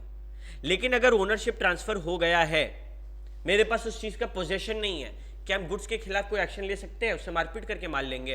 अब हम किस पे केस करेंगे? बायर पे केस करेंगे कि हमको प्राइस दे दो। तो अगर माल मेरे पास है या फिर उसका ओनरशिप मेरे पास है तो हम लोग गुड्स के खिलाफ कुछ एक्शन ले सकते हैं। गुड्स को जब्त कर लिए हैं, रास्ता में था वापस मंगा लिए, वापस बेच दिए, पैसा उठा लिए, ये सब कर सकते हैं। लेकिन माल बायर के पास पहुंच गया तो एकदम अलग सेट ऑफ राइट्स है हम लोग के पास। तो हम लोग के दिमाग में ये डिस्टिंक्शन होना जरूरी है। ठीक है, सबसे पहला बात। अब भैया अनपेड सेलर कौन होता है? बेसिकली जिसको पैसा नहीं मिला, सेलर माल बेच दिया और पैसा नहीं मिला। शामिल, तुम जो है 1 लाख वर्थ का माल जुल्फिकार को बेचा और जुल्फिकार खाली 10,000 रुपया दे दिया है, 90,000 बाकी है। क्या शामिल यानी कि सेलर अनपेड सेलर है? कहाँ है? 10,000 तो मिल गया इसको भैया, पूरा पैसा मिला, ये तो अनपेड है। तो लॉ देखो कुछ गलत बोल रहा है यहाँ पे। लॉ बोल रहा है कि भाई सुन, the seller of goods is deemed to be unpaid seller when whole of the price has not been paid. ठीक है, and the seller have immediate right of action for the price. पूरा पैसा नहीं आया और शामिल तुम पूरा पैसा मांग सकता है, तुम लाख रुपया का हकदार है, you have the right to take action, but नहीं मांग पा रहा है, पैसा नहीं मिल रहा है। दूसरा, भैया पैसा तो आया नहीं लेकिन बिल आया था या चेक आया था, तो क्या हम अनपेड सेलर हो सकते हैं? अगर वो चेक डिसऑनर हो गया तो तुम अनपेड सेलर नहीं माना जाएगा। तुम लेकर गया चेक में, बोल रहा है बैंक में सर चेक, बैंक वाला बोल रहा है ये आदमी का अकाउंट ही नहीं है, तुम कौन माना जाएगा? Unpaid seller. तुम लोग को एक मूवी का नाम बता रहे हैं, कभी टाइम मिलेगा तो ज़रूर देखना। मूवी का नाम भी एग्जैक्टली मेरे को याद नहीं आ रहा है। लियोनार्डो डिकैप्रियो को जान रहे हैं तुम लोग? टाइटैनिक वाला हीरो, उसका एक मूवी है जिसमें वो क्या करता है, पायलट का कैशियर चेक, फेक चेक बना के पेमेंट करते रहता सब जगह, समझा? तो वो भी इसी के ऊपर है। क्लियर है?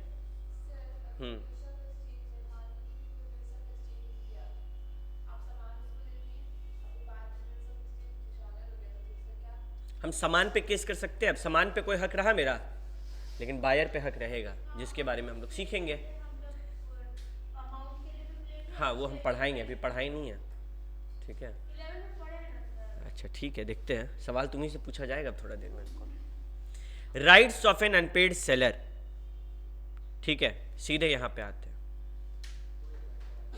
The property in goods may have passed, यानी कि यहां पर क्या बात कर रहे हैं? ओनरशिप पास हो गया। लियन ऑन द गुड्स लग सकता है, provided he is in possession of them.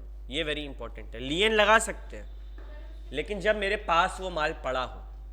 अभी पूरा डिटेल में सीखेंगे, अभी हाईलाइट करते जाओ मेरे साथ। अगर बायर इंसॉल्वेंट है तो स्टॉपेज इन ट्रांजिट भी लगा सकते हैं, लेकिन इसके लिए क्या मेरे पास पोजीशन होगा? कॉमन सेंस वाला बात है, सुनेगा तब जब हम तुम लोग को हाईलाइट करने का मौका दे रहे हैं ना बच्चा लोग, तो कहाँ बका रहे हो, यहां ध्यान दो। ये है हम सेलर, मेरा गोडाउन में माल पड़ा हुआ है, गुड्स, हम इस पे लियन लगाएंगे कि स्टॉपेज एंड ट्रांजिट? अगर आपके पास माल पड़ा हुआ तो लियन लगाएंगे। मेरे यहां से माल चल गया, मेरे पोजेशन से, मेरे पास से माल चल गया, अब लियन लगा सकते हैं? लियन में हम लोग रीटेन करते हैं। रीटेन का मतलब माल मेरे पास था, मेरे पास ही रहेगा। जो बच्चा क्लास 1 में टॉप आता है वो अपना पोजीशन को रीटेन करना चाहता है कि हर बार टॉप आए, जिस पोजीशन पे है उस पोजीशन को रखे।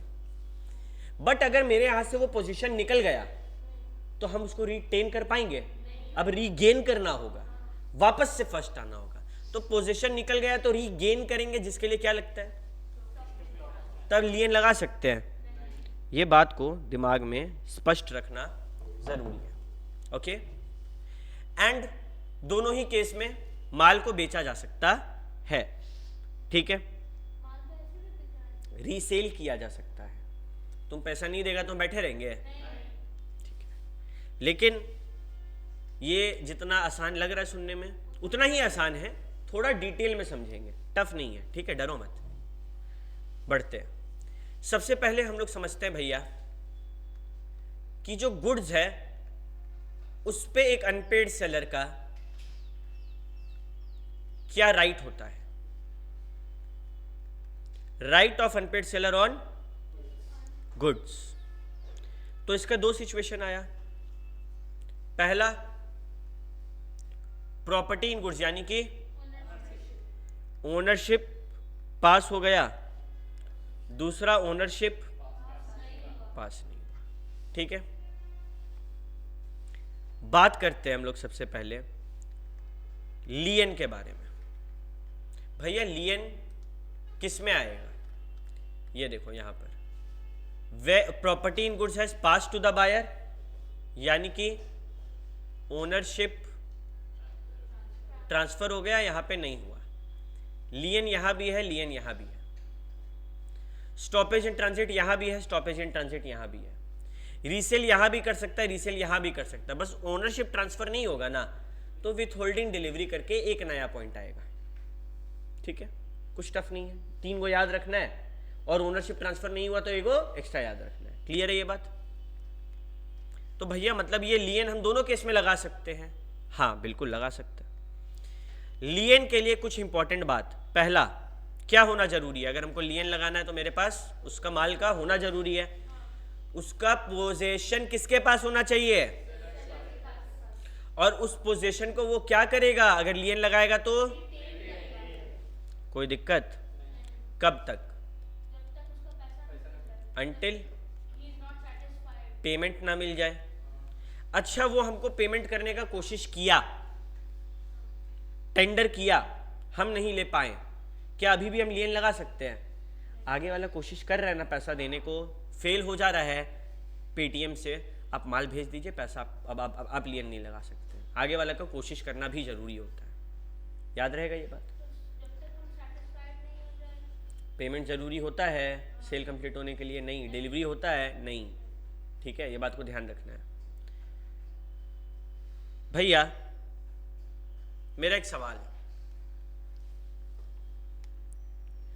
हम जब आपको माल बेचे, छोड़ो, सेलर जब बायर को माल बेचा तो ये शर्त रखा था बायर कि हम 7 दिन में पैसा देंगे, तुम हमको माल भेज दो। सेलर स्टार्टिंग में तो हाँ हाँ हाँ हाँ हाँ कर दिया, लेकिन अब बोल रहा है कि जब तक तुम पैसा नहीं देगा हम लियन लगा के रखेंगे। क्या ऐसा कर सकते हैं?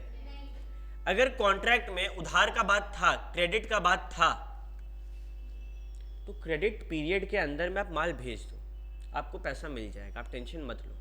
लेकिन भैया हम लियन नहीं ना लगा पाएंगे। अरे तुम बायर पे एनी टाइम केस कर सकता है ना, तुम आगे भी तो लॉ पढ़ रहा है ना। तुमको ये बोला जा रहा है कि अगर क्रेडिट का बात था, शर्त था कि माल उधार पे बिका है, तो वो शर्त का इज्जत रखो और माल भेज दो। ये नहीं बोल रहा है लियन नहीं लगा सकता है तुम, ये नहीं बोल रहा है कि तुम गया काम से, तुमको पैसा दिलवाएगा लो। तो क्रेडिट का बात था तो क्या हम लियन लगा सकते उस टाइम पे?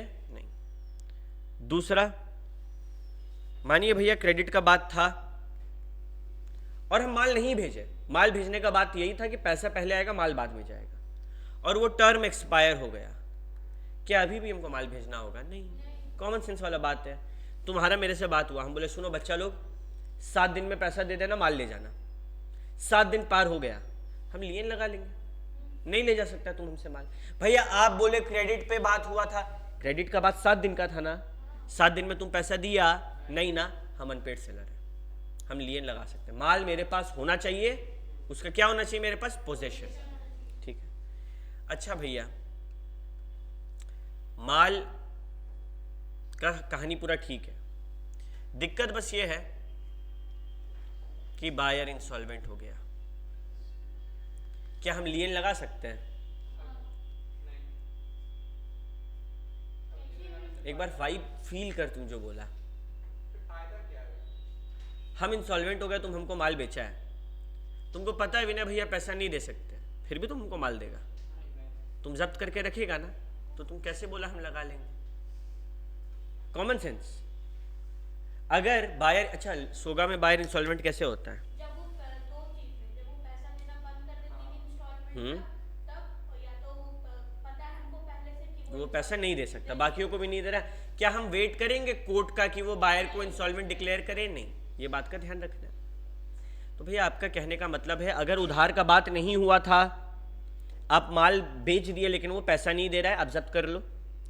अगर उधार का बात हुआ था और वो टर्म एक्सपायर हो गया, आप जब्त कर लो। और आपको पता चल गया कि उसका दिवाला निकल चुका है, तब आप जब्त कर लो। लियन लगने के लिए क्या क्या होना जरूरी है? पहले पोजेशन होना जरूरी है, ताकि वो गुड्स को क्या कर पाए, रिटेन कर पाए। और ये 3 चीज होना जरूरी है। कौन से केसेस में लियन लगता है, इसके ऊपर अलग क्वेश्चन, ये अलग कीवर्ड। जहां लियन है वहां पोजेशन और रिटेन वर्ड को घुसाना आंसर में।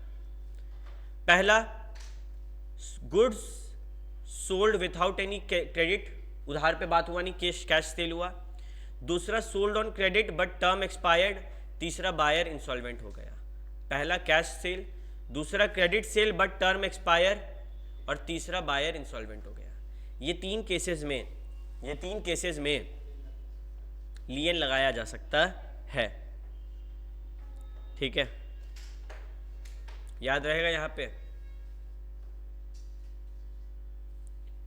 फिर एक बात उठा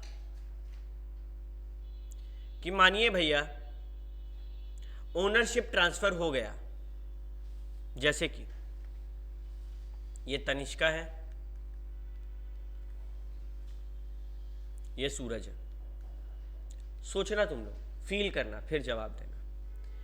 तनिष्का जो है वो सूरज को माल बेची, आटा, ठीक है, आटा सेल की। आटा अनअसर्टेन्ड था, जिसमें से वो अलग करके रख दी 50 kg। असर्टेन, क्या ओनरशिप ट्रांसफर हो गया? तो ओनर कौन हो गया? सूरज। लेकिन माल तनिष्का के पास ही पड़ा है, किस कैपेसिटी में? सेलर के कैपेसिटी में। तो तनिष्का कह सकते हैं क्या है?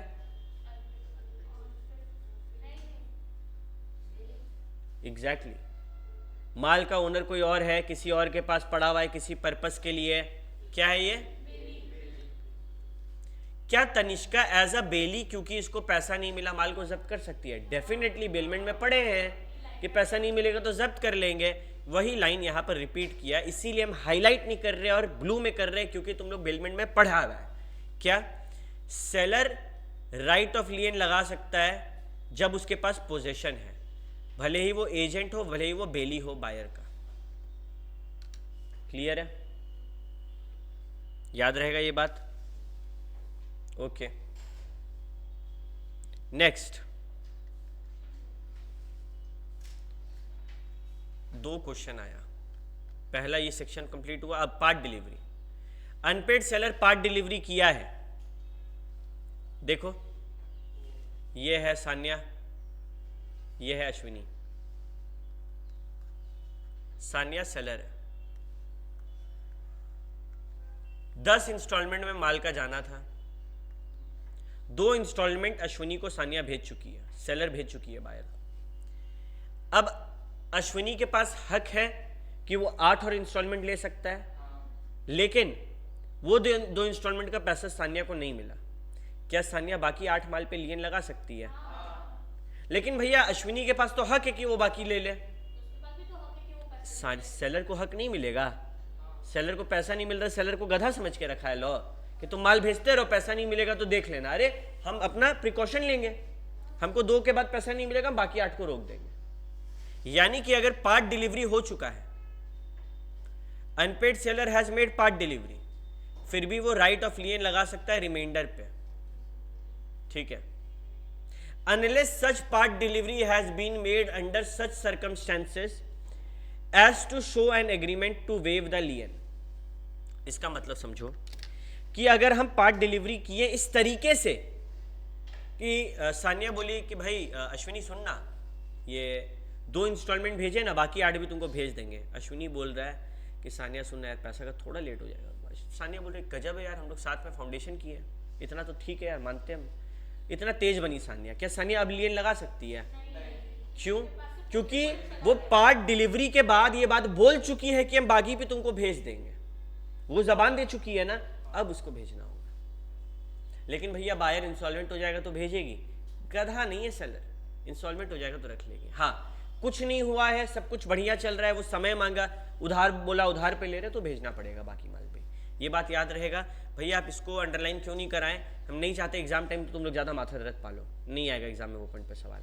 ठीक है, दूसरा सवाल, लियन टर्मिनेट कब होता है? कॉमन सेंस, माल मेरे पास से निकल गया, क्या हम लियन लगा पाएंगे? तो when he delivers the good to the carrier. एक बात बता, हम लोग जब वो पढ़ने वाले हैं उसका आगे बहुत काम आएगा, ठीक है, ध्यान रखना। सेलर है, बायर है, माल गुड्स का बात हुआ बेचने का, ये ट्रक है जो कि ना सेलर का है ना बायर का है, ये अपना एक गुड्स ट्रांसपोर्ट एजेंसी है। सेलर के पास जब तक माल था वो क्या लगा पाता? लियन। जैसे ही माल को सेलर अपना गोदाउन के सामने में ट्रक में चढ़ाया और राइट ऑफ डिस्पोजल को रिजर्व नहीं किया, कुछ भी नहीं बोला, बस माल चढ़ाया, ओनर कौन हो गया? क्या ये अब लियन लगा सकता है? मतलब भैया, when the seller delivers the goods to the carrier without reserving the right of disposal, अब लियन लगेगा? तुम लोग से एक सवाल पूछते हैं, देखते हैं कितना बच्चा तेज है। हम माल ऑटो में या ट्रक में चढ़ा दिए एंड राइट ऑफ डिस्पोजल को रिजर्व कर लिए और माल चढ़ा के निकाल दिया। रास्ता में हमको पता चला कि बायर का पैसा देने का इरादा नहीं है और हम उस पर लियन लगाना चाहते, लगा पाएंगे? कितना शेर बच्चा है तुम लोग। पोजीशन मेरे पास है, अभी पढ़ाए थे कि लियन लगाने के लिए माल मेरे पास होना जरूरी नहीं है, तो स्टॉपेज इन ट्रांजिट लगेगा। अगर हम ऑटो को रुकवा के वापस मंगवाएंगे उसको इंग्लिश में स्टॉपेज इन ट्रांजिट बोलते हैं, लियन नहीं बोलते हैं। तुम जो धड़ाक से जवाब देती है, हम जानते थे तुम गलत जवाब देगी, इसीलिए हम तुम्ही को देख रहे थे, बाकी ठीक से पीछे से जवाब आ रहा था। समझ रहे? स्टॉपेज इन ट्रांजिट का मतलब और लियन का मतलब दिमाग में बैठा। माल मेरे पास है, लियन। माल ऑटो में है, जब्त करेंगे, लेकिन वो रिटेन नहीं, रीगेन होगा, और क्योंकि वो रीगेन होगा उसको लियन नहीं बोल सकते, उसको स्टॉपेज इन ट्रांजिट। खाली इंग्लिश बदल रहा है, कॉन्सेप्ट सेम है। अरे नहीं, तुम बोलो, हम चाहते हैं तुम गलत बोलो ताकि तुमको ये बात हमेशा याद रहे। अब तुम लाइफ में ना कभी इस पॉइंट पे गलती नहीं करेगी, क्योंकि तुमको याद रहेगा भैया के सामने गलती किए थे। ठीक है, तो अच्छा बात है, बकबक करते रहना चाहिए, मुंह का एक्सरसाइज होता है। When he delivers the goods to the carrier without reserving the right of disposal, लियन क्या होगा? चलो इस बार तुमको हम बकबक करने का मौका देंगे। तो शर्म का क्या बात है?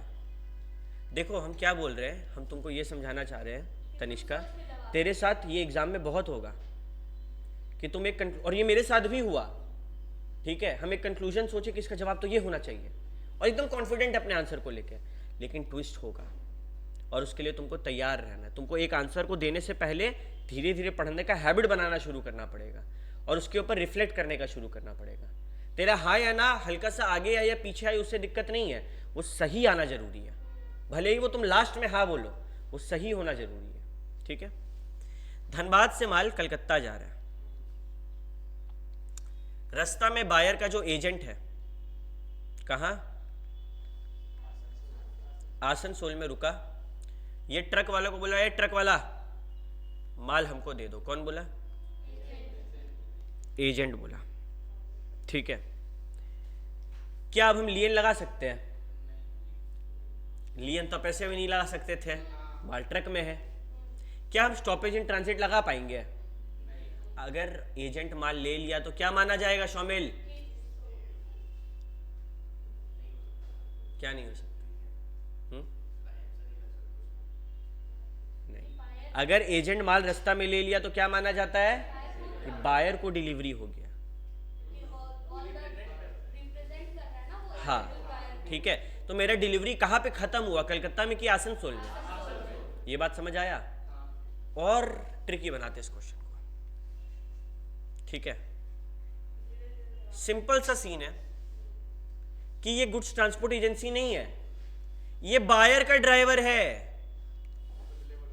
और हम माल इसको चढ़ाए और अब इसको फोन करके बोल रहे लियन लगाना है, ये बोल रहा है लॉ नहीं पढ़ा, तुम माल चढ़ाया, तुम लियन नहीं लगा सकता, बोल रहा है सॉरी स्टॉपेज एंड ट्रांजिट लगाना है। तो ये क्या बोलेगा, भाई सुन, तुम माल हमको दिया, हम किसके ड्राइवर, बायर के, माल बायर को डिलीवर हो चुका, यू आर लेट। समझ रहा बात को, मेरा सुनेगा कुछ भी, स्टॉपेज एंड ट्रांजिट भी लगाने देगा हमको, नहीं देगा। बस, तो वेयर द बायर और his agent obtains position of goods, चाहे वो डेस्टिनेशन पे ले चाहे वो उससे पहले ले, ठीक है, ओके। कहानी में थोड़ा और ट्विस्ट आते हैं। ये थी सान्या, ये था अश्विनी, उल्टा बोल दिया बट ध्यान रखो, एग्जाम्पल पे समझो। अश्विनी सान्या को फोन किया, बोला सान्या माल भेज दी। सान्या बोली हाँ हाँ भेज दिए। अश्विनी बोला यार मेरा बुरा वक्त चल रहा है, मेरे पास अभी पैसा नहीं है, और इस टाइम पे तुम मेरे को मदद की, थैंक यू। सान्या बोली हाँ ओके, फोन काट दी। नहीं काटी नहीं। सान्या बोली अरे यार तुम क्या दोस्त है यार, फाउंडेशन साथ में पढ़े हैं। तो अश्विनी बोला कि यार तुम कभी उस पर लियन तो नहीं ना लगा देगी। सान्या बोली तुम हमको इतना गया गुजरा समझता है, तेरा बुरा वक्त चल रहा है, हम तेरा मदद करेंगे, लियन नहीं लगाएंगे। वो अपना लियन का हक को राइट ऑफ वेव ऑफ की। 2 दिन बाद सान्या को हम फोन किया, हम बोले यार अश्विनी हमको मेरा पैसा नहीं दे रहा है। सान्या बोली भैया बात तो मेरा भी उससे हुआ, वो बोला उसके पास पैसा नहीं है। हम बोले कि सुनो अश्विनी पैसा नहीं देने का मूड में, वो माल्या बनने वाला है, अश्विनी माल्या। तो सान्या बोली ठीक है हम उसका गुड्स पे लियन लगा देते हैं। लगा सकती है, वो भाई वेव ऑफ कर दी थी ना, फंस गई ये लाइन बोल के, seller has wave of the लीन। अगर सेलर लियन को वेव ऑफ कर देगा तो हकीकत में कभी नहीं करेगा, ऑब्वियस सा बात है, ठीक है। अब इस केस में सुनो क्या हुआ। सान्या सेलर है, हम सान्या के पास गए, हम बोले अरे सान्या माल किसको भेज रही है तुम, जो ट्रक में लोड हो रहा है। सान्या बोली ये माल हम अश्विनी को भेज रहे भैया। हम बोले अश्विनी को माल भेज रही है, बोले हाँ। हम बोले और पैसा नहीं दिया तो भैया अश्विनी पे भरोसा वो दे देगा पैसा। हम बोले फिर भी राइट ऑफ लियन तो तुम लगाएगी ना। बोलती नहीं भैया अश्विनी से क्या लियन, क्या उसका माल जब्त करना, अपना दोस्त है वो। यहाँ पे क्या होगा पता है, वो मेरे सामने ये दिखला दी कि वो लियन नहीं लगाएगी, लेकिन उसके मन में था कि हाँ भाई लगाएंगे। वो तो बिना भैया के सामने दिखाना में अच्छा इंसान है, दोस्ती निभाते हैं, तो हम डायलॉग बाजी कर दिए। अब सान्या चाह रही है लियन लगाने का, अश्विनी करेगा केस, कोर्ट में हमको बुलाएगा एज अ विटनेस, बोलेगा ये थर्ड पार्टी के सामने बोली थी लियन नहीं लगाएगी, हम वहाँ पे गवाह देंगे, सान्या को लियन नहीं लगाने मिलेगा। यानी कि तेज बनने के चक्कर में सान्या का बैंड बज गया। तो अगर स्टॉपल के द्वारा, याद है स्टॉपल में थर्ड पार्टी को बिलीव करवा देना जो सच नहीं है, वो दिखा देती है थर्ड पार्टी को कि लियन डज नॉट एग्जिस्ट, तो लियन खत्म। ये बात हम जाके अश्विनी को बोलेंगे, या फिर हो सकता है अश्विनी हमको प्लांट करके भेजा होगा, ठीक है। तो ज्यादा किसी के सामने नहीं बोलना चाहिए, फंस जाता आदमी। क्लियर है? तुमको इतना दिल पे ये बात क्यों लग रहा है, तुमको कोई कुछ बोला है क्या? नहीं बात तो तुम अभी भी तो बोल रही है। नहीं कोई दिक्कत नहीं, कभी किसी का बोलने पे ना ये ऐसे वो नहीं फील करना चाहिए। तुम्हारे पास मुंह है, तुम बोलो, है ना, तुम you have right to speak. अब आया एक वो एक्सेप्शन, अनपेड सेलर जो है लियन लगाया है और कोर्ट बोला कि अरे बायर तुम सेलर को पैसा काहे नहीं दे रहा है, सेलर को पैसा दो, ऐसे करके डांट लगाया और ऑर्डर दिया। इस ऑर्डर को बोलते हैं decree by the court, order of court. तो कोर्ट क्या चीज के लिए ऑर्डर दिया? प्राइस के लिए। बायर गया सेलर के पास, बोला अरे सेलर सुना क्या बोला है कोर्ट? सेलर बोला हाँ सुने, कोर्ट बोला है पैसा देने, पैसा दो। बोला कि कोर्ट हमको टाइम दिया है 3 महीना का, तो तुम एक काम करो, हमको माल दे दो, हम 3 महीना में पैसा दे देंगे। कोर्ट कहीं भी बोला कि 3 महीना तुम माल दे दो, पैसा 3 महीना में देना? कोर्ट बोला 3 महीना में पैसा दे दो। लियन हटाया है? तो लियन नहीं हटा। Even if the seller has taken price for the goods under a court case, he can still exercise his right to lien on those goods. Court order के कारण लियन हटता है क्या? ये बात याद रखना है, ठीक है। एग्जाम्पल 4 सबको रीड करो तो। क्या कुछ नया बोल रहा है एग्जाम्पल 4 में? हम ट्रेन में माल चढ़ाए, रेलवे रिसीट बायर को भेज दिया, माल अब हम रोक सकते हैं? लियन तो ऐसे भी उस पर नहीं लगेगा। Right of stoppage in transit, ये कब लगता है?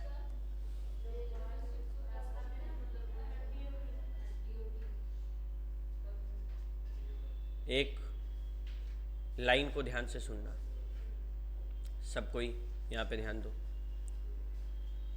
जब राइट ऑफ लियन खत्म होता है तब right of stoppage in transit, when the right of lien is terminated or comes to an end, right of transit is initiated. क्योंकि जब हम माल मेरे यहां से चला गया, अब लियन तो लगा नहीं सकते, माल ट्रक में है, लेकिन एक और हक दिया लो। क्या हक दिया दूसरा वाला? तो तुम स्टॉपेज एंड ट्रांजिट लगा दो। ये स्टॉपेज एंड ट्रांजिट क्या होता है समझते हैं, आओ। जब गुड्स रास्ता में है हम लोग गुड्स को रोक सकते हैं, ठीक है। When the unpaid seller has parted with the goods, position मेरे पास नहीं है, कैरियर के पास है। पहला condition, seller has parted with the goods and delivered to the carrier, plus ये भूलेगा तुम लोग, buyer has become insolvent। अगर buyer insolvent हो गया है, stoppage in transit तभी लगेगा, बस नहीं। का तो हम ये थोड़ी बोले कि बायर सॉल्वेंट था कि इंसॉल्वेंट, बोले थे ना कि वो पैसा नहीं देने वाला है, हमको पता चल गया और हमको इंसॉल्वेंट का तब रोके।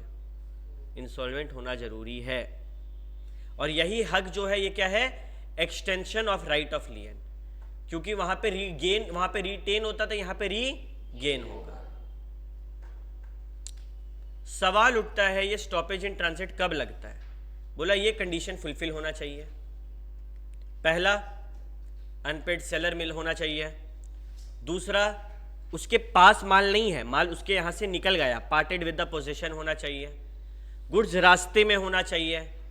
बायर का इंसॉल्वेंट होना चाहिए, और ये पूरा एक्ट को आगे भी देखना चाहिए। Common sense. पहला, सेलर अनपेड होना चाहिए, सेलर अनपेड होना चाहिए। दूसरा, माल उसके पास होना चाहिए, he must be parted with the goods.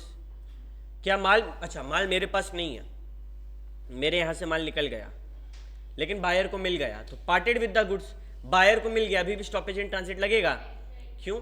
क्योंकि तीसरा कंडीशन क्या है कि इन ट्रांजिट रास्ता में होना चाहिए, ठीक है। पार्ट पे नहीं, पार्ट जो पहुंच गया उसके पास नहीं लगा सकते, बचा वहाँ पे लगा सकते हैं इंसॉल्वेंट होने पर। हाँ, लियन मेरे पास है तो लगेगा, और कुरियर वाले के पास है तो स्टॉपेज इन ट्रांजिट। इंसॉल्वेंट नहीं है, स्टॉपेज इन ट्रांजिट नहीं लगेगा। Please please please please please इस बात को दिमाग में बैठा लो। एसआईटी के लिए इंसॉल्वेंट देखो या कंडीशन में है, इंसॉल्वेंट होना जरूरी है। गुड्स मेरे पास नहीं होना चाहिए, गुड्स बायर के पास नहीं, रास्ता में होना चाहिए, ठीक है। और इंसॉल्वेंट बायर का होना जरूरी है, ठीक है। देखो ना, ए मुंबई में रहता है, दिल्ली माल भेजा बी को, वो गुड्स सी को दिया, सी कौन? कैरियर वाला, बोला कि गुड्स मुंबई से दिल्ली ले जाओ। इससे पहले कि माल उस तक पहुंचता, पता चल गया ए को कि बी इंसॉल्वेंट है, क्या बोलेगा? बी सी को फोन करेगा, बोलेगा भाई सुन हो गया इसका दिवाला, वापस आ जा, और ड्राइवर आएगा। सेलर ही करेगा, बायर तो इंसॉल्वेंट हो गया। बायर क्या देगा अपना जेब से?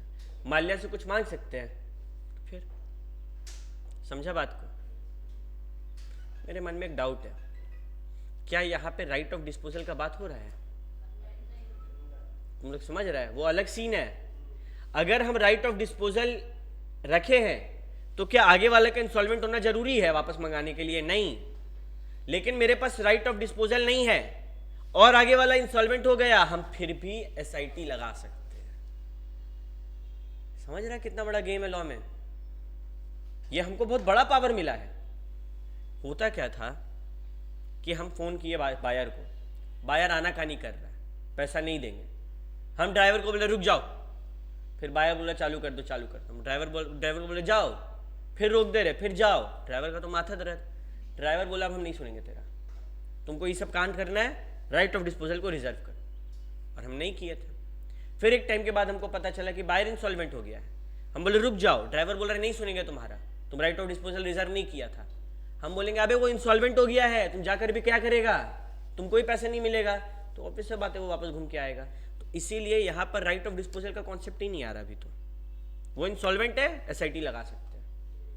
लेकिन अगर बाकी केसेस में एसआईटी लगाना है तो क्या चाहिए होगा, राइट ऑफ डिस्पोजल। याद, अब ये बात क्लियर है? ओके, आगे बढ़ते हैं। ड्यूरेशन ऑफ ट्रांजिट, मतलब ट्रांजिट कब से शुरू होता है और कब को खत्म होता है। ठीक है, ओके, एक सेकंड रुको। बोला गया from the time when they are delivered to the carrier until the buyer or his agent takes delivery। ये ड्यूरेशन ऑफ ट्रांजिट है। जब से माल कैरियर में चढ़ाएं और जब तक डिलीवरी हुआ एसआईटी लग सकता है। याद करो, आसनसोल में वो डिलीवरी ले लेगा तो क्या हम बोलेंगे एसआईटी लगा दो आसनसोल से कलकत्ता जाते टाइम? नहीं, डिलीवरी खत्म, एसआईटी अब नहीं लग सकता है। देखो ना, ये क्वेश्चन एग्जाम में आता है, when does the transit come to an end? अरे कॉमन सेंस है, बायर या फिर उसका कोई बेली डिलीवरी ले लिया, अब क्या हम ट्रांजिट लगा सकते हैं? Before the arrival of good, before destination buyer delivery ले लिया, तब भी ट्रांजिट नहीं लगा सकते। ठीक है, अच्छा क्या यहाँ पे कैरियर का कोई रोल है? उससे पूछ के हम डिलीवरी लेंगे। कैरियर को बोल रहे सुन तुम माल किसको भेज रहा हो, बोल रहा अम्बानी साहब को, बोल रहा अम्बानी साहब का आदमी है, उसको कार्ड दिखाएंगे, बात करा देंगे, बोलेंगे माल दे दो, कैरियर को माल देना पड़ेगा, क्योंकि right of disposal generally reserve नहीं होता है, तो जो बायर बोलेगा कैरियर वही सुनेगा। फिर अब सुनो, अब आया बहुत भयंकर वाला ट्विस्ट। हुआ क्या, हम माल ट्रक में चढ़ाए, जैसे हम माल ट्रक में चढ़ाए, ड्राइवर फोन निकाला और बायर को बोलता बायर सुन तेरा माल ले लिए। हम बोल रहे भाई सुन हमको लियन लगाना है या स्टॉपेज इन ट्रांजिट लगाना है, अब नहीं लगा सकते। एक बार ड्राइवर या कैरियर वाला बायर को एक्नॉलेज कर देगा कि हम तुम्हारा डिलीवरी ले लिए, क्या ये हो पाएगा? अगर उससे पहले ही हम राइट ऑफ डिस्पोजल को रिजर्व किए थे कि हाँ भाई सुन बायर, सुन ड्राइवर, तुम चाहे बायर को कुछ भी बोल दो, माल जब तक पैसा नहीं देगा उसका नहीं होगा, तब मेरा सुनेगा ड्राइवर। लेकिन एक बार वो एक्नॉलेज कर दिया कि हाँ बायर तेरा माल मेरे पास है, खेल खत्म है वहीं पे। Where the carrier acknowledges to the buyer और हिज एजेंट कि ही होल्ड्स द गुड्स, ठीक है, on behalf of the buyer, तो क्या हम लोग एसआईटी लगा पाएंगे? नहीं, एसआईटी एट एन आ जाएगा। लेकिन अगर राइट ऑफ डिस्पोजल को रिजर्व किए थे तो लगा सकते। मतलब अगर हम माल को ट्रेन में चढ़ाएं, ट्रेन का ड्राइवर फोन किया कि आपका माल मेरे पास है, क्या हम एसआईटी लगा पाएंगे? भैया ट्रेन और शिप में ये मान लिया जाता है कि राइट ऑफ डिस्पोजल रिजर्व्ड है, तो उसका फोन करने से कुछ होगा। लेकिन वहीं पर ट्रक, छोटा हाथी यानी कि छोटा वाला ऑटो, ये सब रहेगा तो हमको बोल देना पड़ेगा या कॉन्ट्रैक्ट में बात करना होगा। अगर हम लेट हो गए और ड्राइवर फोन कर दिया, खत्म, एसआईटी नहीं लग सकता। सेलर बताएगा ना ऑटो वाला को कि भाई ये वाला कंडीशन फुलफिल होने के बाद ही तुम माल देना। तुम सेलर है, तुम हमको माल भेज रहा है, राइट ऑफ डिस्पोजल तुम रखेगा कि हम रखेंगे? तो फिर तो तुम ही ना बताएगा ड्राइवर को कि मेरे पास राइट ऑफ डिस्पोजल है। राइट ऑफ डिस्पोजल में क्या होता है शीतल? राइट ऑफ डिस्पोजल में क्या होता है?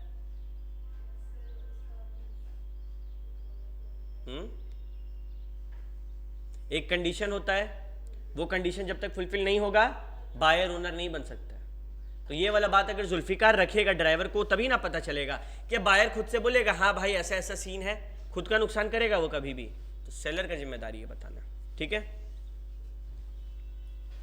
अच्छा भैया मेरे मन में एक डाउट है, हम माल गुड्स ट्रांसपोर्ट एजेंसी कैरियर वाला को दिए, वो मेरा फ़ोन ही नहीं उठा रहा है, ना बायर का फ़ोन उठा रहा है, क्या अब हम SIT लगा सकते हैं? बायर इंसॉल्वेंट है, यहाँ तो बीच में ही वो बदमाशी कर दिया, तो मेरा SIT वहाँ पर ख़त्म हो गया। क्यों? क्योंकि जो कैरियर है वो रॉन्गफुली रिफ्यूज़ कर रहा है डिलीवर करने से गुड्स को, ठीक है। अच्छा carrier is hired by the buyer है, क्या हम SIT लगा पाएंगे? बायर ही अपना ड्राइवर को भेजा, अब हम उसके ड्राइवर को बोलेंगे इंसॉल्वेंट हो गया मत जाओ, वो नहीं जाएगा, वो तो वहीं से आया है। ये तुम लोग का doubt. Part delivery of the goods have been made, ठीक है, योर वेरी वेरी इंपॉर्टेंट है। Transit will come to an end for the remaining goods which are yet in the course of transmission. समझो इसको, ये है पुष्पा, ठीक है, और ये है पुष्पा क्या चीज का सेलर है? रिवाइज करना होगा तुम लोग को, क्या चीज का सेलर है? चंदन का। तो पुष्पा क्या किया? पुष्पा ऐसा 10 ट्रक को, कितना ट्रक को, रुको, ऐसा 10 ट्रक को, ठीक है, मान लो ऐसा 10 ट्रक है, जितना देर में पेस्ट करेंगे ना उतना देर में अगला अटेम्प्ट आ जाएगा तुम लोग का। ऐसा 10 ट्रक को रास्ता में भेजा, एक ट्रक राजू को मिल गया, बाकी अभी नहीं मिला है। लॉ बोलता है कि अगर गुड्स इन ट्रांसमिशन है, मानो 2 ट्रक किसी के पास है, ये अभी तक भेजा नहीं है, अगर गुड्स इन ट्रांसमिशन है, टोटल कितना, 10 + 2 12, वो एक्सेप्ट कितना किया, 1 माना जाएगा, बाकी 9 भी एक्सेप्टेड है, उस पर SIT नहीं लगेगा। जो ट्रांसमिशन में है उस पर, जो मेरे पास है उस पर तुम लियन लगा ही सकते हैं, लेकिन जो रास्ता में है और वो 1 ले लिया, अब बाकी पे SIT नहीं लगेगा, बाकी ड्राइवर भी उसका सुनेगा, और ये लॉ भयंकर है। सोचो हम लोग क्या टॉपिक पढ़ रहे हैं, how does transit come to an end, transit कब खत्म होता है। वहां हम लोग क्या पढ़े, where the part delivery of the goods have been made, एक ट्रक पहुंच गया to the buyer, the transit will come to an end for remaining goods which are yet in the course of transmission, यानी कि जो बाकी truck रास्ता में है वो भी माना जाता है डिलीवर्ड हो गया है। एक ट्रक उसके पास पहुंचा, अब बाकी सब भी वो उसके पास पहुंच गया है, मेरे को बाकी पे भी हक नहीं मिल रहा है। जो मेरे पास है, जो इन द कोर्स ऑफ ट्रांसमिशन नहीं है, जो 2 मेरे पास था वो हम रख सकते हैं, लेकिन जो रास्ता में है वो लोग मेरा सुनेगा क्या? लेकिन अगर सबके ऊपर हम राइट ऑफ डिस्पोजल लगा दिए तो तब सुन लेगा। ये वाला क्वेश्चन आता है एग्जाम में। ऊपर में तो बोले थे लगा सकते हैं। नहीं, कब बोले थे? ऊपर में क्वेश्चन कुछ और था, ऊपर का क्वेश्चन एक बार रिपीट करो, क्या था? इन ट्रांजिट में था, ठीक है, और इंस्टॉलमेंट नहीं हुआ था, इंस्टॉलमेंट में माल जा रहा था, ठीक है, इंस्टॉलमेंट में माल जा रहा था। तुम लोग समझो एक बात को, कॉमन सेंस लगा के समझना, अगर राजू के पास राइट है एंड उसका ड्यूटी है कि वो एक और इंस्टॉलमेंट ले तो उसको बाकी सब भी लेना होगा और उसके लिए पे करना होगा, तो पुष्पा का भी तो टेंशन होगा ना कि अगर वो एक ले लिया है तो बाकी सबको भी देना होगा।